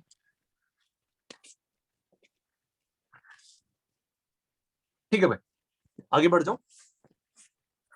Yes, sir. yes sir. Now based on this I have a graph। ये ग्राफ हमें क्या बताता है कि भाई तुम हीट सप्लाई करते जाओ और हम बैठ के टेम्परेचर का चेंज देखते हैं। तो मैं प्यार से हीट सप्लाई करते जाता हूं, मैंने 1 कैलोरी हीट दे दी। शुरू में लेट्स से टेम्परेचर 0 केल्विन था, शुरू में लेट्स से टेम्परेचर 0 केल्विन था, मैंने 1 कैलोरी जैसे हीट दी, टेम्परेचर थोड़ा सा बढ़ गया, अभी भी बर्फ है बट टेम्परेचर बढ़ गया। मैंने 1 कैलोरी और हीट सप्लाई करी, टेम्परेचर और बढ़ गया, अभी भी बर्फ है। ऐसे करते करते हम 273 केल्विन तक पहुंच जाएंगे, 273 केल्विन तक पहुंच जाएंगे कि भाई मैं हीट देते गया, टेम्परेचर बढ़ते गया, हीट देते गया, टेम्परेचर बढ़ते गया, बट बर्फ ही रहा, इट डिडंट मेल्ट। अब जैसे ही मैं 273 केल्विन पे पहुंच गया, अब मैं क्या देख रहा हूँ कि भाई मैं हीट सप्लाई करते जा रहा हूँ बट टेम्परेचर चेंज नहीं हो रहा है। Instead what I am seeing is कि धीरे धीरे बर्फ की अमाउंट कम हो रही है और पूरा पानी बनते जा रहा है। वो फाइनली क्या हुआ, for a given amount of ice मैंने एक given amount of heat supply कर दी, m into L, और फिर पूरी बर्फ पानी बन गई। अब यहाँ पर मेरे पास पानी आ गया है, मैं इतनी हीट पूरी सप्लाई कर चुका हूं बर्फ से पूरा पानी बनाने में। अब इसके आगे क्या होगा, आफ्टर दिस जब तक ये पानी रहेगा तब तक हीट थोड़ी सी दोगे, टेम्परेचर थोड़ा सा राइज होगा, हीट थोड़ी सी दोगे, टेम्परेचर थोड़ा सा राइज होगा, हीट दो, टेम्परेचर राइज, हीट दो, टेम्परेचर राइज। अब ये प्रोसेस तब तक चलता है जब वापस से फेज ट्रांसफॉर्मेशन ना स्टार्ट हो जाए, मतलब 100 डिग्री सेल्सियस तक, मतलब 373 केल्विन तक। अब जैसे 373 केल्विन पे पहुंच गए, अब हमें क्या देखने को मिलता है कि भाई मैं हीट सप्लाई कर रहा हूं बट टेम्परेचर नहीं बढ़ रहा है, इंस्टेड क्या हो रहा है, पानी के कुछ मॉलिक्यूल्स स्टीम बन रहे हैं। तो यहाँ पर मुझे फेज ट्रांसफॉर्मेशन देखने को मिलता है। जब तक फेज ट्रांसफॉर्मेशन हो रहा है, जब तक पूरा पानी हवा नहीं बन जाता, स्टीम नहीं बन जाता, भाप नहीं बन जाता, तब तक टेम्परेचर कांस्टेंट रहता है, 100 डिग्री सेल्सियस ही रहता है। फिर एक बार वो स्टीम बन गया, उसके बाद वापस से वो सिंपल अपना जो होता है ms डेल्टा टी, वो यहाँ पर वैलिड हो जाएगा। हीट दो, टेम्परेचर बढ़ेगा, हीट दो, टेम्परेचर बढ़ेगा, हीट दो, टेम्परेचर बढ़ेगा, ये चलते जाएगा। समझ में आ रहा है सब लोगों को? Sir, is this a reversible process, sir? Is this a reversible process? I think so. It is a reversible process, yeah. Because steam जो है, steam अगर वापस से हीट सप्लाई कर दे सराउंडिंग को, तो वो वापस से पानी बन सकती है ना? पानी से वापस Sir, I बर्फ, mean from the perspective of thermodynamics. it is reversible। देखो हमने ऐसा होते हुए देखा है क्या हमने भाप से पानी बनते हुए देखा कि नहीं देखा, ये बताओ। हाँ सर। yes sir। ये तो सर, वो होता दूसरा ही है, रिवर्सिबल बारिश उसी की वजह से तो होती है, पानी इवेपोरेट होता है, ऊपर जाके डिस्टिलेशन हो जाता है क्लाउड्स में, फिर वो नीचे बरस जाता है। तो have we seen this process to be reversible in real life? Yes we have. बर्फ से पानी, पानी से बर्फ हमने रियल लाइफ में नेचर में बनते हुए देखा है कि हाँ बर्फ पिघलती भी है, बर्फ बनती भी है।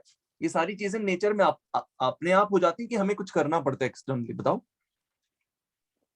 सर अपने आप होता है, अपने आप होता है, तो रिवर्सिबल प्रोसेस ही होगा यार आखिर। सर वो रिवर्सिबल से उसका कुछ और मतलब है जो केमिस्ट्री में हमको बताया। क्या बताया बताओ। सर कि स्मॉल हीट करेंगे तो sir small changes at a time. Small changes at a time, आगे।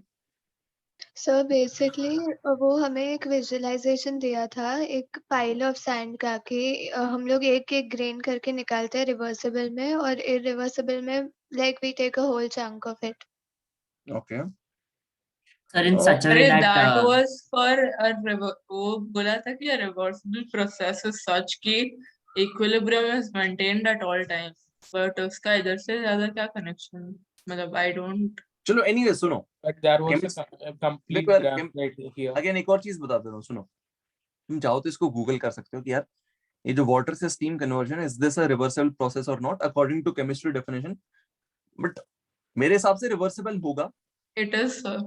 है ना, मेरे हिसाब से तो रिवर्सिबल होगा, बिकॉज मेरे को एक कॉमन सेंस टाइप्स लग रहा है, अब केमिस्ट्री की डेफिनेशन नहीं पता मुझे, बट आई एम श्योर कि वो कॉमन सेंस से रिलेटेड होगी थोड़ा बहुत, है ना। चलो नहीं, जस्ट कॉपी दिस ग्राफ, फिर हम आगे बढ़ते हैं। जो फिजिक्स के सवाल हैं पहले उनको मास्टर कर लेते हैं, फिर जो अपनी एक्स्ट्रा क्यूरियोसिटी है जो तुम्हारी केमिस्ट्री से आ रही है, which is there in JEE syllabus, वो हम बाद में उसको बुझा लेंगे, वो जो क्यूरियोसिटी है उसके बारे में बाद में बात कर लेंगे।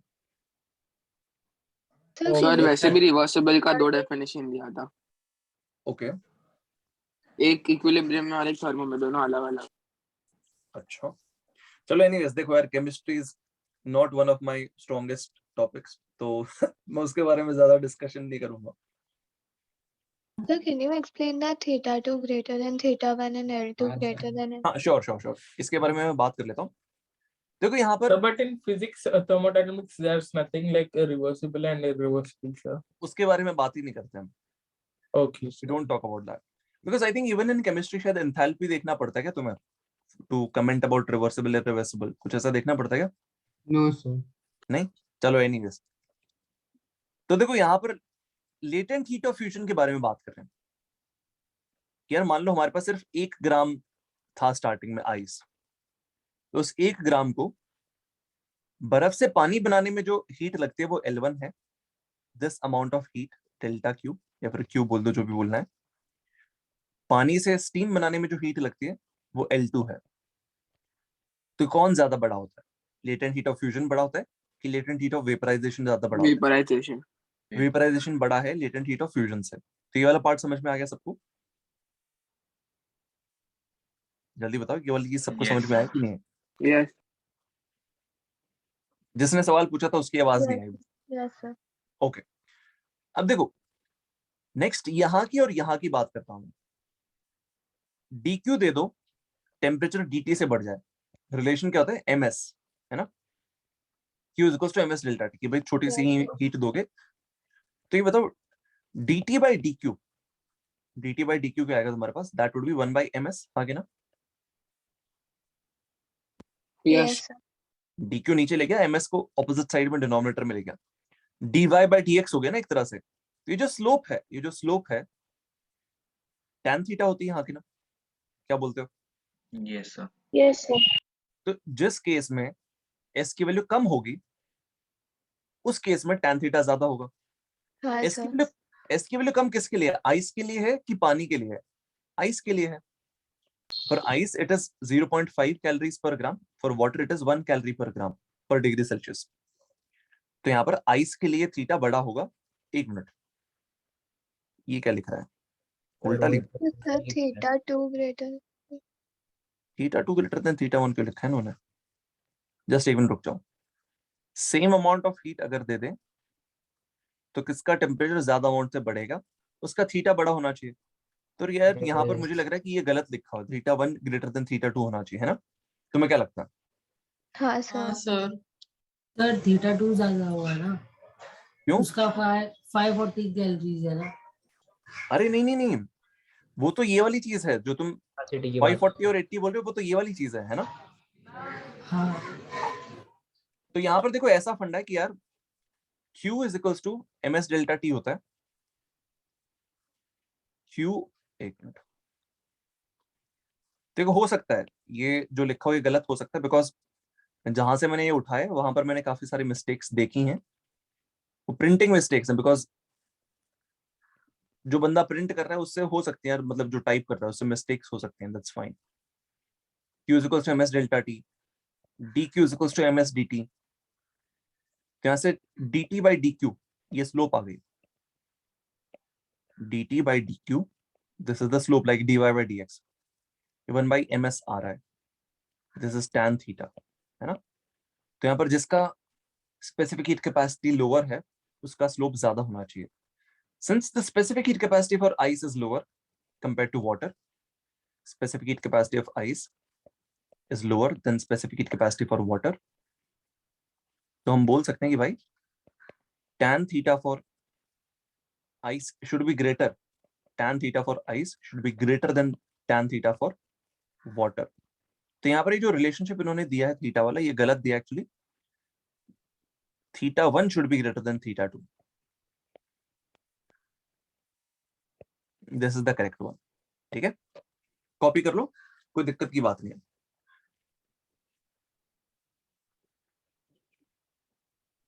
और सर हमने L2 ग्रेटर देन L1 इसलिए बोला ना क्योंकि Q is greater in case of water plus steam. हाँ बेसिकली देखो तुम यहाँ पर 1 ग्राम पानी लिया है वो अज्यूम कर लो, तो सेम उस 1 ग्राम को पानी से स्टीम बनाने में कितनी हीट लगती है, यहाँ पर हीट वाला एक्सेस है. बर्फ से पानी बनाने में कितनी हीट लगती है वो है. This is the latent heat of fusion, this is latent heat of vaporization. We know that latent heat of vaporization is more than latent heat of fusion. तो यहाँ पर हम पानी की बात करें और किसी की बात कर ही नहीं रहे यहाँ पे. Okay sir, got it, thank you. Sir यहाँ हम्म, पे बोलो. आइस का जो स्टार्टिंग पॉइंट है शुडंट इट बी माइनस में कुछ एज इन -10 या समथिंग, बिकॉज अभी एग्जांपल वाटर का देखने जाए तो वाटर 0 से लेके लाइक वेयर θ2 इज मार्क्ड, तो वहाँ पे 0 रहेगा. जीरो केल्विन होगा, हो सकता है ना. हाँ, सो वहाँ सिर्फ देन यू नो जब स्टीम में कन्वर्ट होगा तभी वो 100 हो जाएगा. तो वो जो अपवर्ड ग्राफ है तो उसमें 0 to 100 है. एंड यहाँ पे नीचे आइस जो θ1 जो ओरिजिन नहीं पॉइंट अरे है सुनो, मैं बोल रहा हूँ ये हाँ 0 केल्विन से 273 केल्विन है, फिर ये 373 केल्विन है, मैं ऐसा बोल रहा हूँ. ओके, हाँ केल्विन में, तो हाँ केल्विन स्केल भी तो हो सकता है ना. हाँ ओके. और कोई डाउट किसी को? सर ओ पे हॉलो डॉट नहीं होगा? हम बना सकते हो, इट्स फाइन कि भाई 0 केल्विन तो कुछ अटेनेबल है ही नहीं, एकदम परफेक्ट 0. ठीक है, तुम बना सकते हो अगर एकदम मैथ्स के हिसाब से सोच रहे हो तो.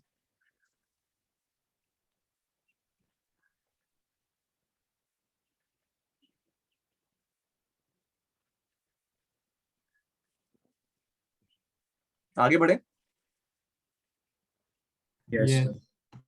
ठीक है, based on this I have a few questions. ये सबसे पहला क्वेश्चन है, ये ट्राई करो सबसे पहले.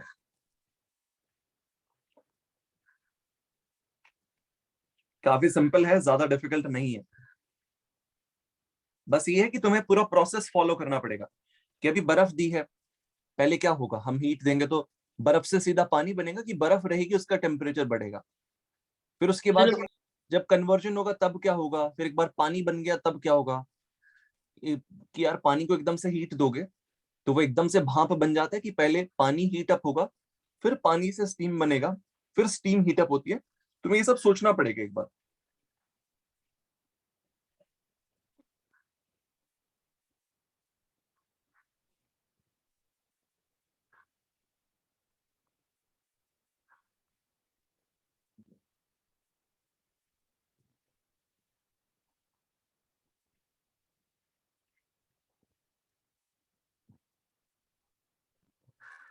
Sir, in physics, they usually give all the data in S only, no, and not in like moles. Moles में भी हो सकता है, इट इज पॉसिबल.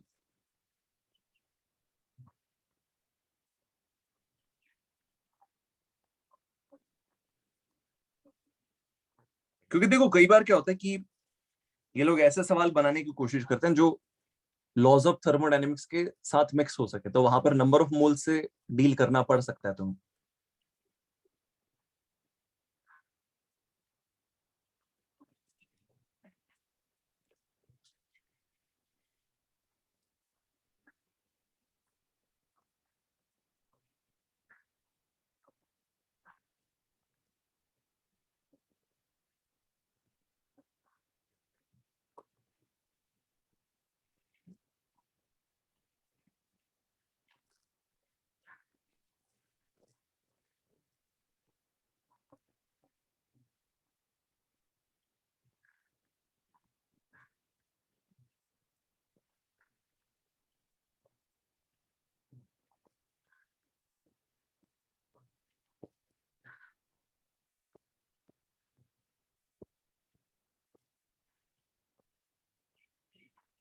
सर ये C of water molar heat capacity है ना? क्या क्या? नहीं नहीं नहीं, सुनो, देखो उसकी यूनिट्स देखो, तुम यूनिट्स देखो क्या था वो तुम्हें अच्छा confuse- सॉरी, नहीं सर, गॉट इट, हाँ, specific heat capacity. Exactly, confuse करने के लिए तुम्हें सिंबल बदल के दे सकते हैं, बट तुम यूनिट्स देख लिया करो।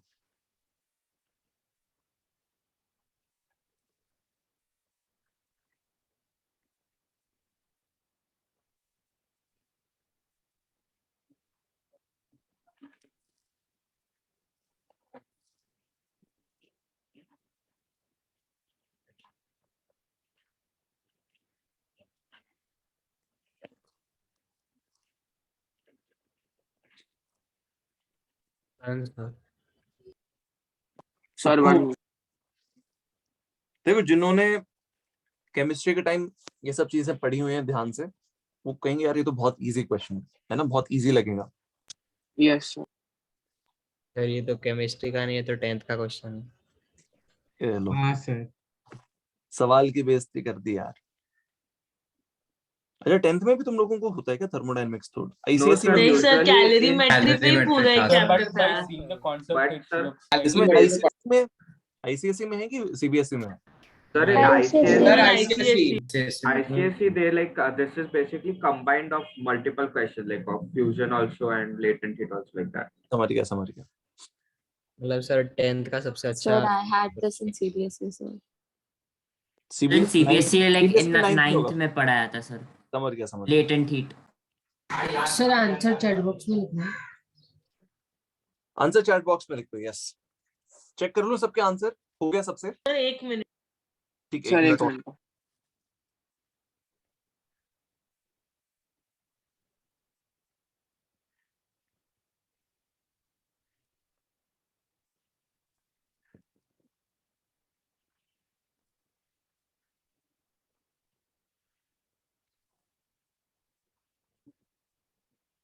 सर हो गया। सबका हो गया? ठीक है, मैं आंसर चेक करता हूं सबसे पहले। Let's see. 5800 के आसपास आंसर आ रहा है सबका, 5800 के आसपास। ठीक है, सबके वैसे ही आंसर है सेम, बस ध्रुव के एक एक्स्ट्रा 0 आ गया। सर मेरा अच्छा, 2 ध्रुव है। ध्रुव शेट का एक एक्स्ट्रा 0 आ गया। ध्रुव पालोड भाई तुम्हारा थोड़ा सा कुछ अलग आ गया यार। अच्छा, बाकी सबका 5800 है, तुम्हारा 6000 के आसपास आ रहा है। सिमिलर है, बट हो सकता है तुमने कुछ अलग वैल्यू इस्तेमाल कर ली। ठीक है, मुर्तजा तुम्हारा थोड़ा सा अलग आ रहा है। Sir I forgot one thing. अच्छा चलो कोई नहीं। तो देखो यहाँ पर सर मैं लिख देता आंसर कैलोरी होगा कि जूल होगा? हूं। देखो सारे यूनिट्स कैलोरीज दिए हैं, तो हम कैलोरीज में आंसर दे देंगे, चलेगा अपने को। ठीक है, तो अब देखो यहाँ पर क्या करना है मैं बता देता हूँ। सबसे पहले हमें बर्फ दी है, we have ice at -15 degree Celsius. तो यार जब तक ये 0 डिग्री सेल्सियस पर नहीं चली जाती तब तक ये पानी तो बनेगा नहीं, तभी तुम्हें इसको कुछ हीट देनी पड़ेगी, तब जाकर ये बर्फ बनेगा एट 0 डिग्री सेल्सियस। फिर कुछ लेटेंट हीट ऑफ फ्यूजन देनी पड़ेगी, तब जाकर ये वाटर पानी बनेगा। एग्जैक्टली तो पहले पानी बनेगा। पानी जब बनेगा तब 0 डिग्री सेल्सियस पे ही होगा। फिर तुम्हें पानी को हीट करना है। अब तुम्हें पानी को हीट करना है, पानी को 100 डिग्री सेल्सियस तक पहुंचाना है। जब तक 100 डिग्री सेल्सियस पे नहीं पहुंचेगा तब तक स्टीम नहीं बनेगी। तो यहाँ पर इसको 100 डिग्री सेल्सियस वाला पानी बना दो। फिर इसको अब तुम्हें और हीट देनी पड़ेगी to make it into steam. और जब वो स्टीम बनेगा तब पहले तो होगा 100 डिग्री सेल्सियस पे। ओके, अच्छा बस इतना ही करना है अपने को एक्चुअली। तो एक काम करता हूँ, इसको भी स्पीच बता देता हूँ। अब इसमें मान लो अगर अपने को स्टीम भी थोड़ा और ज्यादा टेम्परेचर पे चाहिए होता तो शायद तो थोड़ा और NC heat करना डेल्टा पड़ेगा। T again. तो अब देखो यहाँ पर मान लो Q1 दिया जाता है, यहाँ पर मान लो Q2 दिया जाता है, यहाँ पर Q3, यहाँ पर Q4, कि भाई इस बर्फ को Q1 हीट सप्लाई करी तो ये वाली बर्फ बन गई। फिर Q2 हीट सप्लाई की तो ये वाला पानी बन गया। फिर Q3 हीट सप्लाई करी तो ये वाला पानी बन गया। फिर Q4 हीट सप्लाई करी तो ये वाला स्टीम बन गया। तो हमने जो टोटल हीट सप्लाई करी है that is Q1 plus Q2 plus Q3 plus Q4, है ना? करेक्ट? Yes. जस्ट एक मिनट देना यार, I am getting a call. एक ये उठा लेते हैं, एक मिनट रुक जाओ।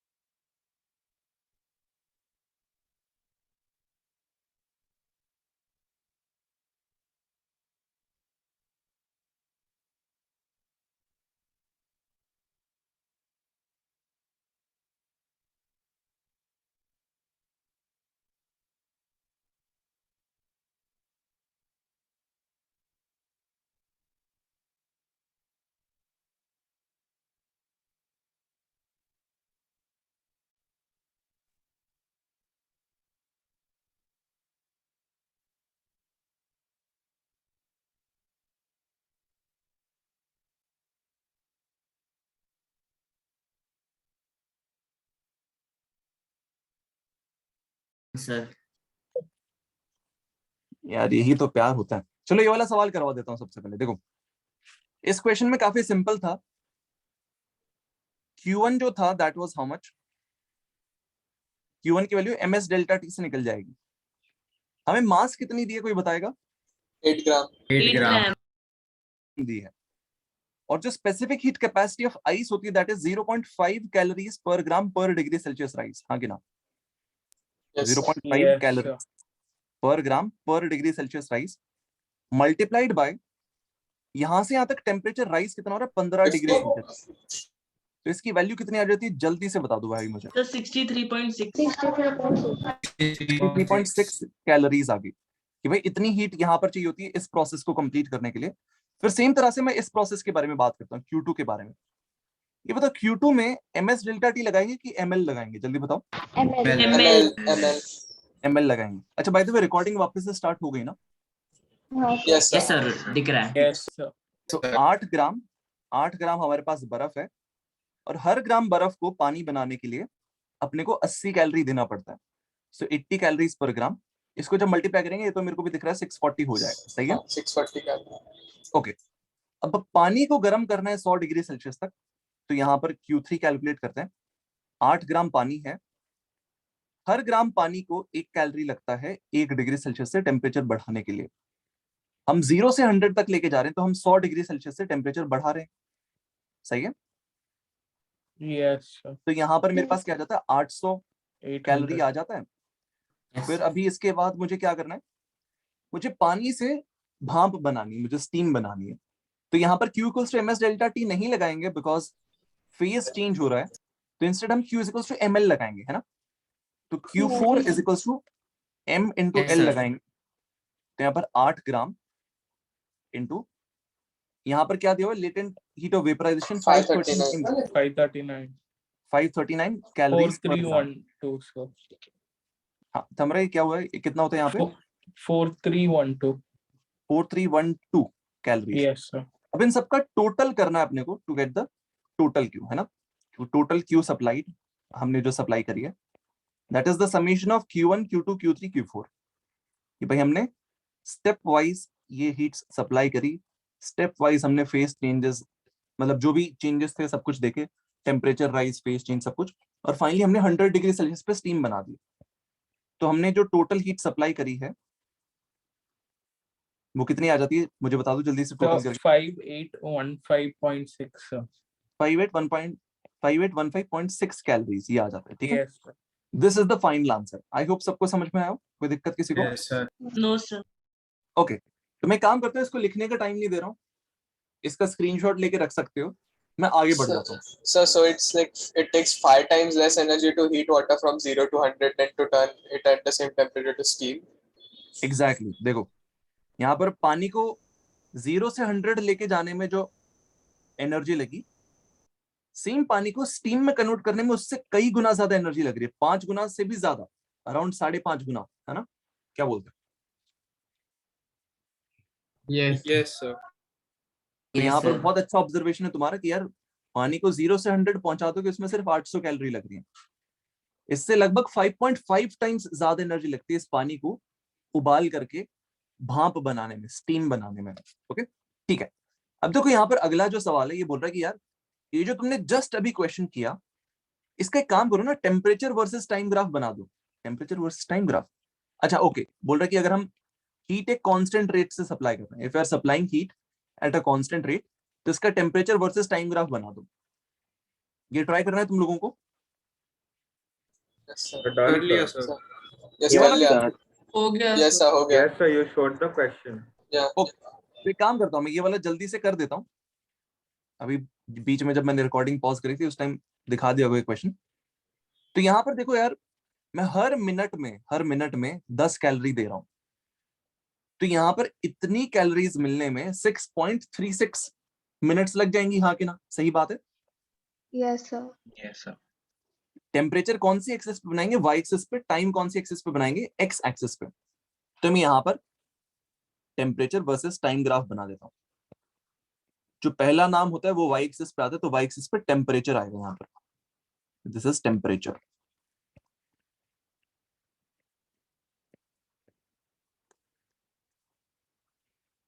अब देखो शुरू में जो टेम्परेचर है भाई वो है -15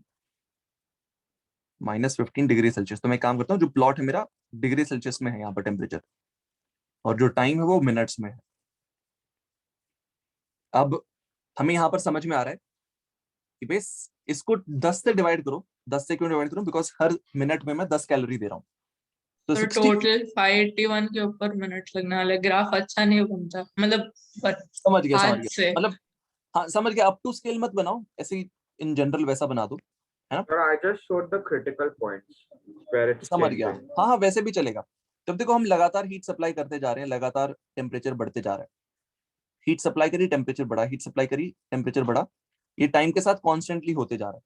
मतलब हमने जो हीट सप्लाई करी वो टाइम के प्रोपोर्शनल है। तो वैसे तो यहाँ पर एक्स एक्सिस पर टाइम है, बट जितना ज्यादा टाइम बीतेगा उतना ज्यादा हीट सप्लाई हो जाएगी। तो एक तरह से टाइम की जगह यहाँ पर हीट भी बोल सकते हो तुम, कोई फर्क नहीं पड़ता। तो एनीवेज यहाँ पर 6.36 मिनट्स हो जाएंगी जब तक ये 0 डिग्री सेल्सियस पे आएगा। अब उसके बाद क्या होगा? उसके बाद थोड़ा टाइम मतलब 64 मिनट्स लगेंगे जब तक बर्फ पानी बनेगी। तो इसके ऊपर 64 मिनट्स और लगेंगी और तब तक ये कांस्टेंट टेम्परेचर पे रहेगा, बस पानी में कन्वर्ट हो रहा है, पिघल रहा है। ठीक है, तो यहाँ पे ये यहां तक जाएगा। 64 अगर मैं ऐड कर दूं तो कितना हो जाएगा? टोटल 70.36 मिनट्स हो जाएगा। घड़ी में 70.36 मिनट्स बच जाएंगे। फिर उसके बाद क्या हो रहा है? हम पानी को उबाल रहे हैं, 0 से 100 पहुंचा रहे हैं, उसमें 80 मिनट और लगेंगे। इस पे 80 और ऐड करो, उस दौरान टेम्परेचर बढ़ेगा। तुम हीट सप्लाई करो टेम्परेचर बढ़ेगा, हीट सप्लाई करो टेम्परेचर बढ़ेगा, एंड सो ऑन। तो अब यहाँ पर इसके बाद थोड़ा सा ग्राफ ऐसा दिखेगा। अब इस पे अगर मैं 80 ऐड कर दूं, 80 ऐड कर दूं 70 पे, तो मेरे हिसाब से कितना आ जाता है? 150.36 मिनट्स हो जाएगा। एंड ये जो टेम्परेचर है, this temperature is how much? कोई मुझे बताएगा? What is this Sir, temperature? 100 degree 100. Celsius. 100 degree Celsius. Good. अब इसके बाद हमें 431.2 मिनट्स तक उबालते रहना पड़ेगा ताकि वो पूरा भाप बन जाए, पूरा स्टीम बन जाए। तब इस पे 431.2 ऐड करना है, 431.2 ऐड करना है। तो कितना हो जाएगा मेरे पास? 65185। फाइनल मार्क आएगा इस मिनट का। सर इतने टोटल हमें पता था ना उसके, ये लास्ट प्रोसेस है। सही बात है, टोटल तो अपने को यहाँ से भी पता ही है। 581.56 हो जाएगा। तो यहाँ पर फाइनल जो टाइम मार्क होगा, जितनी देर में पूरा भाप बन जाएगा, वो है 581.36 मिनट्स। और तब तक क्या होगा, ये फ्लैट टाइम 5-6 है क्या? ओ सॉरी, सही है। क्या बोलते हो सब लोग? Yes sir. सर हम लोग डायरेक्ट आइस से स्टीम में नहीं कर सकते, टाइम चेंज एकदम स्मॉल हो अगर टेम्परेचर चेंज करेंगे। नहीं यार, तुम्हें स्टेप वाइज ही जाना पड़ेगा हमेशा। You would have to go stepwise always. सीधा नहीं लिख सकते हम कि यार यहाँ से यहाँ पहुंच गया, सीधा से स्ट्रेट ग्राफ मत बना देना, दैट वुड बी रॉन्ग, है ना? Okay So it would take like 9 hours or something. हाँ, इसको लगभग 9 hours 41 minutes। हाँ, तो ये देखो ऑलमोस्ट 10 घंटे ही हो गए फिर तो बेसिकली जिस रेट से हम हीट सप्लाई करें बहुत कम है। बचपन में हम लोगों ने एक स्टोरी पढ़ी थी, बीरबल की खिचड़ी। तो एक तरह से बीरबल की खिचड़ी है भाई, मोमबत्ती लगा देता है यहाँ से और बोलता है यहाँ पर खिचड़ी बना रहा हूँ मैं, आ जाओ। तो वो खिचड़ी 10 घंटे में ही बनती भाई। तो वैसा कुछ है। तुम लोगों ने सुनी क्या वो कहानी? Yes sir. हाँ सर। सर अगर वो सर नहीं सर। सिस्टम होगा नहीं सुना सर, बताओ ना। तो ये होगा ना। जस्ट एक मिनट। बीरबल की खिचड़ी वाली स्टोरी बाद में कभी बता दूंगा, मेरे को भी पूरी याद नहीं है। वो हमारे माँ बाप सुनाते थे भाई। सर क्या हुआ? फिजिक्स रिलेटेड डाउट क्या है भाई, बताओ। सर ये अगर ये तभी होगा ना जब एनर्जी सिस्टम में नहीं जाएगी, सराउंडिंग में नहीं जाएगी। हाँ हाँ बिल्कुल बिल्कुल। ये हमने जो पूरा सवाल सॉल्व किया, इसमें अजम्पशन है कि जो भी हीट सप्लाई की जा रही है पूरा सिस्टम को ही मिल रही है और सिस्टम उसको वेस्ट नहीं कर रहा है इनटू सराउंडिंग। उसको अपना टेम्परेचर बढ़ाने में, अपना फेस चेंज करने में ही इस्तेमाल कर रहा है। It is not losing it to the surroundings. Yes, We said that at the beginning of the calorimeter. Exactly, उस टाइम हमने बोला ही था। यस, चलो एनीवेज आगे बढ़ता हूँ। अगला सवाल बहुत अच्छा है, ठीक है। इसमें क्या बोला कि हमारे पास 100 ग्राम आइस है -10 डिग्री सेल्सियस पे, उसको 120 डिग्री सेल्सियस स्टीम में कन्वर्ट करना है। ये वाला तुम खुद से कर लोगे मेरे हिसाब से।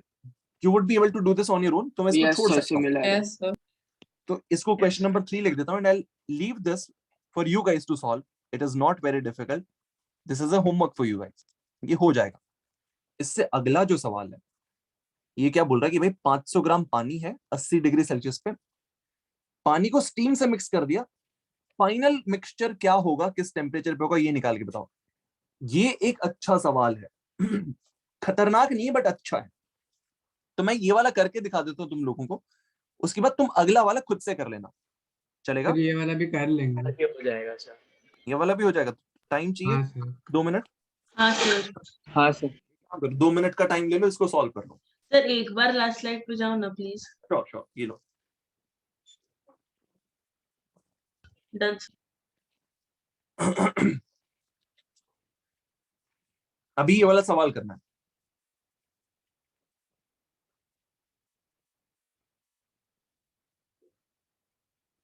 लेटेंट हीटर ऑल्सो हम लोग को लर्न करना पड़ेगा। यार देखो, अगर तुम रिमेंबर कर सकते हो तो बढ़िया है, अदरवाइज देखो जे एडवांस्ड में सारी वैल्यूज दी जाएंगी तुम्हें। जैसे वो जो प्रीवियस जो ग्राफ था ना, वो देखो फॉर समझा एग्जांपल नहीं। ये जेई का सवाल है, ये जेई का सवाल है। इसमें सारी वैल्यूज दे रखी हैं, स्पेसिफिक हीट कैपेसिटी दे रखी है। फिर याद करके फायदा क्या? हाँ, याद करके कोई फायदा नहीं है, बस अभी तुम्हारे क्वेश्चंस फास्ट हो जाएंगे, दैट्स इट, है ना? सर ये आपने जो क्वेश्चन दिखाया उसका मीनिंग नहीं समझा। Last line, find out the final mixture, मतलब क्या? बेसिकली फाइनली क्या होगा, पानी होगा, पूरा पूरा भाप होगी, कि दोनों का मिक्सचर होगा, थोड़ा पानी होगा थोड़ा स्टीम होगा, और फाइनल टेम्परेचर क्या होगा पूरे मिक्सचर का, ये भी बताना है। Okay sir. सर वो ग्राफ वाला समझा नहीं मुझे। ओके, बताओ इसमें कौन सा पार्ट नहीं समझा? सर इसमें आपने टाइम कैसे प्रेडिक्ट किया, टेम्परेचर समझ में आ रहा है। देखो यहाँ पर हमें दिया हुआ है कि हम हर मिनट में कितनी हीट दे रहे हैं, बताओ। कैलोरी पर मिनट, 10 कैलोरी दे रहे हैं, तो इतने कैलोरीज मिलने में कितना समय लग जाएगा, अपॉन 10 कर दो, तो 581.56 मिनट्स लगेंगे पूरा प्रोसेस खत्म होने में, है ना। हाँ सर। इस प्रोसेस को कितना टाइम लगेगा, इसको 10 से डिवाइड करो, इस प्रोसेस को कितना टाइम लगेगा, इसको 10 से डिवाइड करो, इस प्रोसेस को कितना टाइम लगेगा, इसको 10 से डिवाइड करो, इस प्रोसेस को कितना टाइम लगेगा, इसको 10 से डिवाइड करो। हाँ सर। फिर सारे प्रोसेसेस यहाँ पर प्लॉट कर दो, सिंपल है। हाँ सर।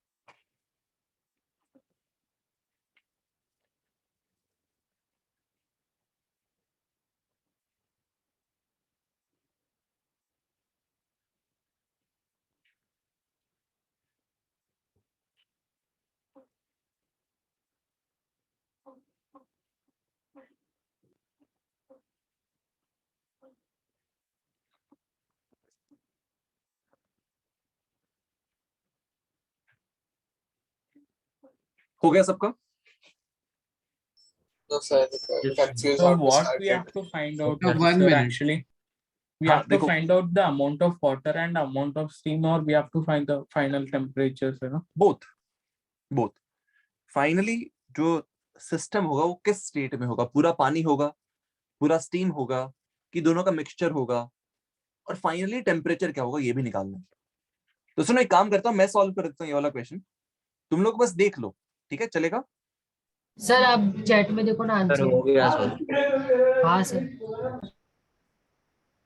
एक बार चेक कर लेता हूँ मैं आंसर क्या लोगों के, फिर मैं सॉल्व कर देता हूँ। अरे वाह, किसी ने तो ग्राफ भी बना के भेजा, nice. Both coexist at 100 degree Celsius, okay. Somebody saying कि अच्छा ठीक है, इतना स्टीम और इतना पानी होगा, वही बोथ कोएग्जिस्ट, ठीक है। आई थिंक सही है तुम लोगों का आंसर। तो देख लेते हैं, आप सुनो। सबसे पहले ये सोचो कि यार हमारे पास क्या है, 80 ग्राम पानी है, बस तुम्हें ऊपर ऊपर से कुछ नंबर्स लिखने पड़ेंगे पहले, फिर सारी चीजें तुम्हें अपने आप समझ में आ जाएंगी, ठीक है। सर 500 ग्राम। हाँ, तो 500 ग्राम पानी जो है एट 80 डिग्री सेल्सियस, उसको 500 ग्राम पानी एट 100 डिग्री सेल्सियस में कन्वर्ट करने के लिए कितनी हीट लगती है, बस ये निकालो सबसे पहले। अभी मेरे पास 10,000 आता है, देख लेते हैं। तो 500 ग्राम पानी एट 100 डिग्री सेल्सियस, इसको गर्म करने में कितनी एनर्जी लगती है वो देख रहा हूं बस मैं, मुझे मालूम नहीं है क्या होगा, मैं बस अभी कुछ नंबर्स लिखने की कोशिश कर रहा हूं, इसके आगे मुझे अपने आप समझ में आ जाएगा। तो यहाँ पर जो हीट सप्लाई करनी पड़ती है, इसको Q1 बोल दो या फिर तुम्हारी मर्जी है, Q1 बोल दो। Q1 की वैल्यू क्या आएगी, ms डेल्टा टी। यहां से यहां तक का डेल्टा टी है 20 डिग्री सेल्सियस, एस होता है 1 कैलोरी पर ग्राम पर डिग्री सेल्सियस, हमारे पास 500 ग्राम है, तो 500 इंटू 20 करोगे तो तुम्हारे पास कितना आ जाएगा, 10,000 आ जाएगा। सही है क्या? 10,000 कैलोरी। तो ये जो पानी है इसको गर्म करने के लिए इतनी हीट देनी पड़ेगी अपने को। अब देखो स्टीम जो है एट 120 डिग्री सेल्सियस कितना है हमारे पास? 100 ग्राम। 100 ग्राम स्टीम है एट 120 डिग्री सेल्सियस। सर इसको 100 पे लाएंगे ना? हाँ, इसको 100 पे लाने के लिए कितनी हीट देनी पड़ती है? मतलब देखो इसको हीट देनी नहीं पड़ेगी, रिलीज करनी पड़ेगी। एग्जैक्टली, हीट रिलीज करेगा। तो यहाँ पर नेगेटिव हीट आएगी ऑफ कोर्स, यहाँ पर सर माइनस। हाँ माइनस आएगा ऑफ कोर्स। यहाँ पर स्टीम एट 100 डिग्री सेल्सियस पे लाने के लिए कितनी हीट देनी पड़ेगी? हमें नेगेटिव हीट सप्लाई करनी पड़ेगी। तो वो नेगेटिव हीट कितनी है, वो कितनी आएगी तुम्हारे पास? देखो 0.5 इसकी स्पेसिफिक हीट कैपेसिटी होती है, 100 ग्राम है तो 0.5 तो आइस का होता है। स्टीम की आइस की सेम होता है। हाँ steam and ice are both water. तो ये 1000 आ रहा है, ये जस्ट 1000 आ रहा है, 1000 कैलोरीज। सर उसको नेगेटिव करके लिखते हैं क्या? इसको नेगेटिव करके लिखूंगा मैं, बिल्कुल इसको नेगेटिव करके लिखूंगा। अब देखो अब एक और काम करो, तुम क्या करो कि तुम ये देखो कि स्टीम को पूरा का पूरा पानी बनाने में कितनी एनर्जी लगेगी? स्टीम जो है एट 100 डिग्री सेल्सियस, इसको पूरा का पूरा वाटर बनाने में कितनी एनर्जी लगेगी? ये बताओ, पॉजिटिव एनर्जी लगेगी कि नेगेटिव एनर्जी लगेगी? ये बताओ। Negative. Negative energy, because release करेगा। रिलीज करेगा। भाप जो है वो अपने आप पानी बन जाती है, उसको एनर्जी देनी नहीं पड़ती, इंस्टेड वो सराउंडिंग को हीट एनर्जी सप्लाई कर देता है। तो यहाँ पर जो हीट मिलेगी that is m into L, 100 gram into 540, so 54000 with negative. सही है? क्या बोलते हो? अब देखो यहां पर अभी क्या हो रहा है मैं बताता हूं। तुम ऐसा बोल दो कि भाई मैं पानी को 80 डिग्री से 100 डिग्री तक ले आया, प्लस मैंने स्टीम को 120 डिग्री से 100 डिग्री पानी बना दिया। यहां पर भी 100 डिग्री पानी है, यहां पर भी 100 डिग्री पानी है, हाँ कि ना? जल्दी बताओ। yes. और अभी ये बताओ, इन सबका टोटल करूंगा तो मेरे पास क्या आएगा? इन सबको टोटल कर -2000 सर। क्या क्या? -4500। कहाँ पे? नो इन Q2 45000। एक मिनट, क्यू टोटल कितना आ रहा है तुम्हारा? क्यू टोटल आएगा तुम्हारा -4500। अब ध्यान से सुनना, ये एक शॉर्टकट है, ये एक शॉर्टकट है, ध्यान से सुन लो। मैंने क्या किया, मैंने दोनों तरफ से 100 ग्राम पानी मैंने दोनों तरफ से 100 डिग्री सेल्सियस वाला पानी बना दिया।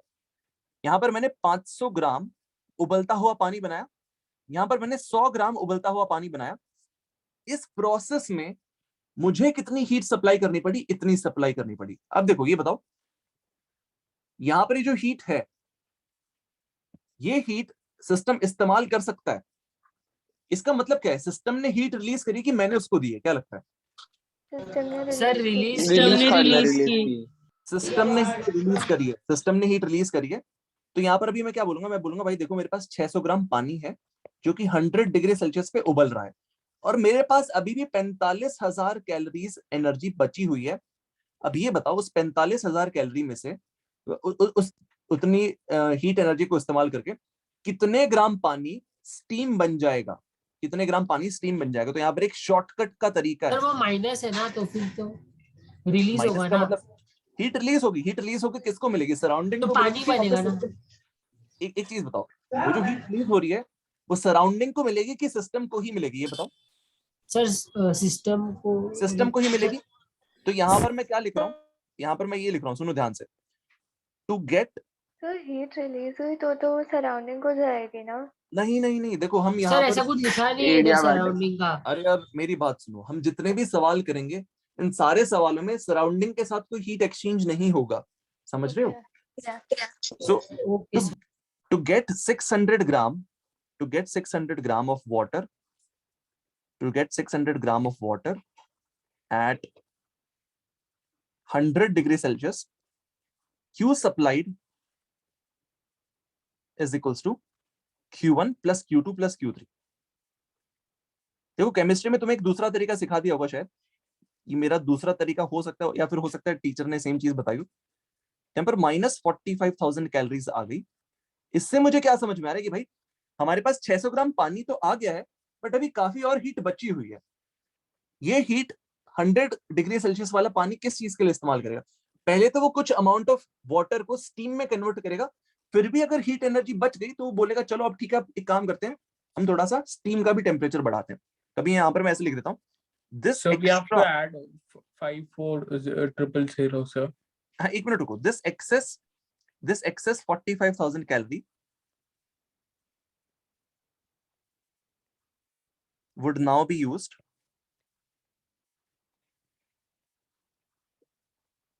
to get, you have to convert some amount of water, to convert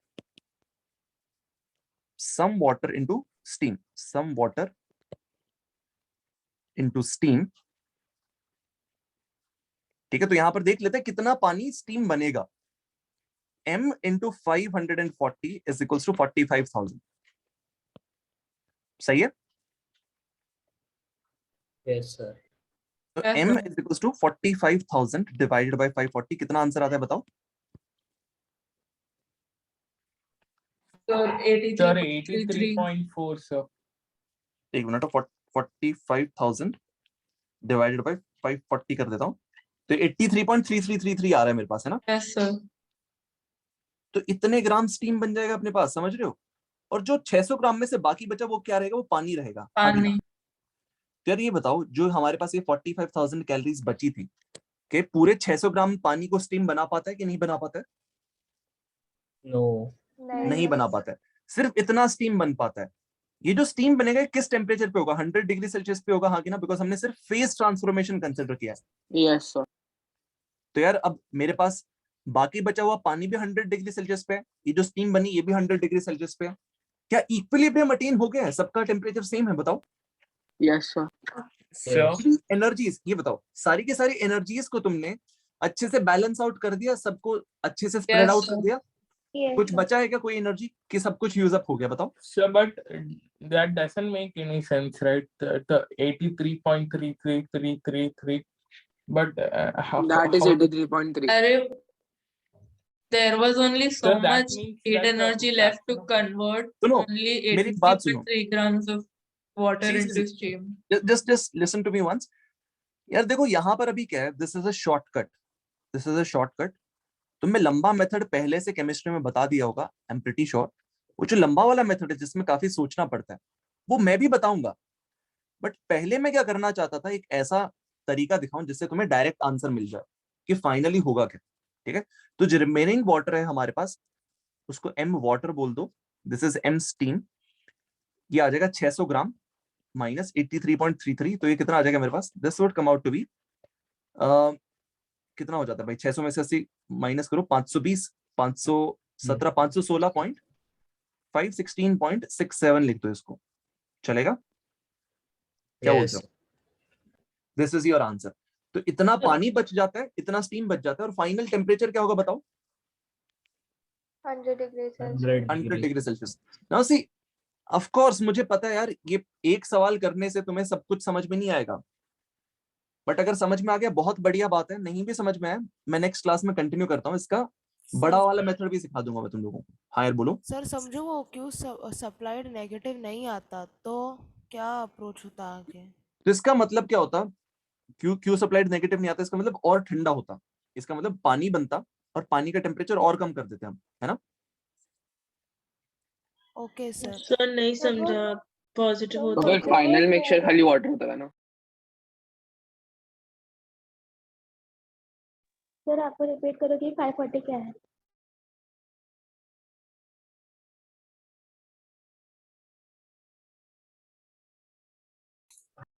Is sir there? Hello sir. The 540 is the latent heat of vaporization. The value per gram.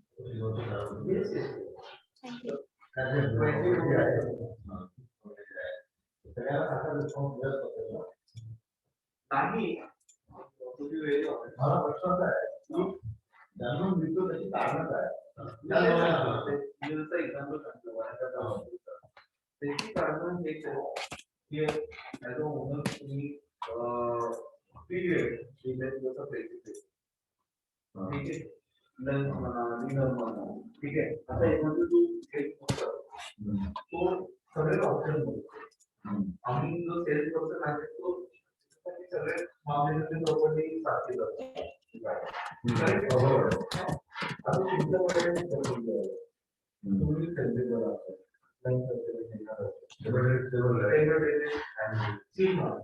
Hello hello, सुन पा रहे हो? Sir yes sir, sir किसने mute कर दिया है? एक minute रुको यार. हाँ देखो, स्क्रीन दिख पा रहा है मेरा? तो सर बेसिकली वो 600 ग्राम का जो पानी था एट 100 डिग्री सेल्सियस, वो सब कन्वर्ट स्टीम नहीं बन पाता ना, क्योंकि एनर्जी इनफ अवेलेबल नहीं है, राइट? कि भाई सिस्टम के पास अभी 45,000 कैलोरीज एक्सेस पड़ी है, हमने उसको माइनस 45,000 दी, मतलब वो 45,000 रिलीज करने को तैयार है. वो 45,000 रिलीज करने को तैयार है कि भाई अगर हमें 600 ग्राम पानी बनाना है एट 100 डिग्री सेल्सियस तो हमें इतनी हीट सप्लाई करनी है सिस्टम को. अच्छा, नेगेटिव हीट सप्लाई करनी है, मतलब हम नहीं हीट सप्लाई कर रहे हैं, सिस्टम इतनी हीट देने को तैयार है, तो हमने इतना बना दिया और ये बनने के बाद सिस्टम इतनी हीट देने को तैयार है, ऐसा कुछ है कि we have formed But this. I'm not being able to understand the fact that how is the system releasing heat and that heat is being taken by the system only, as in system release कर रहा है और खुद ही use कर रहा है. हाँ देखो, अब देखो यहाँ पर फंडा क्या है, ये एक जुगाड़ है एक तरह का. इसके पीछे का बेसिक्स मैं नेक्स्ट क्लास में डिस्कस कर लेता हूँ. अपनी नेक्स्ट क्लास कब है बाय द वे? थर्सडे को मैं डिस्कस करता हूँ. ओके सर एक और चीज, आप क्या बोल रहे थे, अगर पॉजिटिव आता तो क्यू सप्लाई टोटल, तो क्या करते हैं? तो उसके बाद उल्टा देखते हैं, यहाँ पर नेगेटिव आया तो हम बोलेंगे अब देखो 45,000 एक्सेस पड़ी है सिस्टम के पास, वो उबलेगा. और अगर ये पॉजिटिव आता तो हम बोलते हैं यार सिस्टम को रिलीज करनी है अभी और हीट. ठीक है, 45,000 रिलीज करनी, मतलब सर अब्सॉर्ब ना, नहीं रिलीज और करनी है. नेगेटिव आता है तो अभी और एब्जॉर्ब करना बाकी है. I'll talk about these later on. ठीक है, तुम लोग अभी एक काम करो, अगली क्लास में चले जाओ, तुम लोगों का नेक्स्ट क्लास होगा. सर एक लास्ट सर बोलो. सर 4500 आपने लिखा है ना, वो आपको कैसे पता चला कि वही लेटेंट हीट होगी? मतलब वो एक्सेस भी हो सकता है ना, थोड़ा लेटेंट हीट और थोड़ा ज्यादा. ये देखो 54,000 तो सिर्फ 100 ग्राम पानी को उबालने में लगता है. सिर्फ 100 ग्राम पानी को 100 ग्राम स्टीम बनाने के लिए 54,000 लग जाता है. तो क्या ये 45,600 ग्राम पानी को स्टीम बनाने में कामयाब होगी? बताओ. नो. है ना, तो इसलिए मुझे पता चल गया कि यार पूरा तो स्टीम बन ही नहीं पाएगा, कुछ हिस्सा ही स्टीम बन पाएगा. But sir in some other sum तो हो सकता है. हाँ मतलब हो सकता है, बिल्कुल हो according to सकता है. data. तो वहां पर तुम्हें कुछ और करना पड़ेगा. बिल्कुल. तो फिर कैसे करेंगे मतलब? I'll show those questions in the next class. Okay sir. ठीक है. So can you like take a look at this question in the next class also? हाँ श्योर, मैं एक काम करूंगा, इसी क्वेश्चन से वापस से स्टार्ट करूंगा नेक्स्ट क्लास में, और मैं क्योंकि बेसिक से तब मेरे सिखाऊंगा. को वो वाटर 100 ग्राम मिला आपको, उसके बाद वो 2 get 600 ग्राम ऑफ वाटर, वहां से समझ में ही नहीं आ रहा है. हाँ कोई दिक्कत की बात नहीं, मैं एकदम बेसिक से लूंगा नेक्स्ट क्लास में, इसी क्वेश्चन से स्टार्ट करूंगा and then I will move on to the next questions. चलेगा? सो मैंने एक और मेथड किया था जिसमें मैंने 10,000 कैलोरीज को यूज करके क्या 1 मिनट 10,000 कैलोरीज को यूज करके मैंने उसको स्टीम में कन्वर्ट कर दिया, तो उससे बस 2 ग्राम का इधर उधर होता है. तो वो कोइंसिडेंस है या फिर गलत सही है प्रोसेस? देखो हो सकता है तुमने सिमिलर प्रोसेस यूज किया हो. तुम क्या कर रहे हो, प्रोबेबली 100 ग्राम स्टीम बना रहे हो सब कुछ इस्तेमाल करके, है ना? हाँ सॉरी 100 डिग्री सेल्सियस वाला स्टीम, 100 डिग्री सेल्सियस वाला स्टीम बना रहे हो प्रोबेबली. हाँ, उसको फिर वाटर में कन्वर्ट किया, लेकिन फिर देखा कि उसका 54 किलो कैलोरीज है, जो उतना नहीं है अवेलेबल, जो वाटर नहीं दे रहा 10,000 कैलोरीज से. चलो एक काम करते हैं, सुनो, मैं तुम्हारा मेथड भी अगली क्लास में देख लूंगा. अभी तुम लोग नेक्स्ट क्लास में घुस जाओ यार, तुम्हें फालतू में वहां पर घाटा होगा. ठीक है, ओके सर. चलो see you guys. Thank you sir. Bye. चलो bye. Bye sir, thank you. Thank you sir. Bye sir.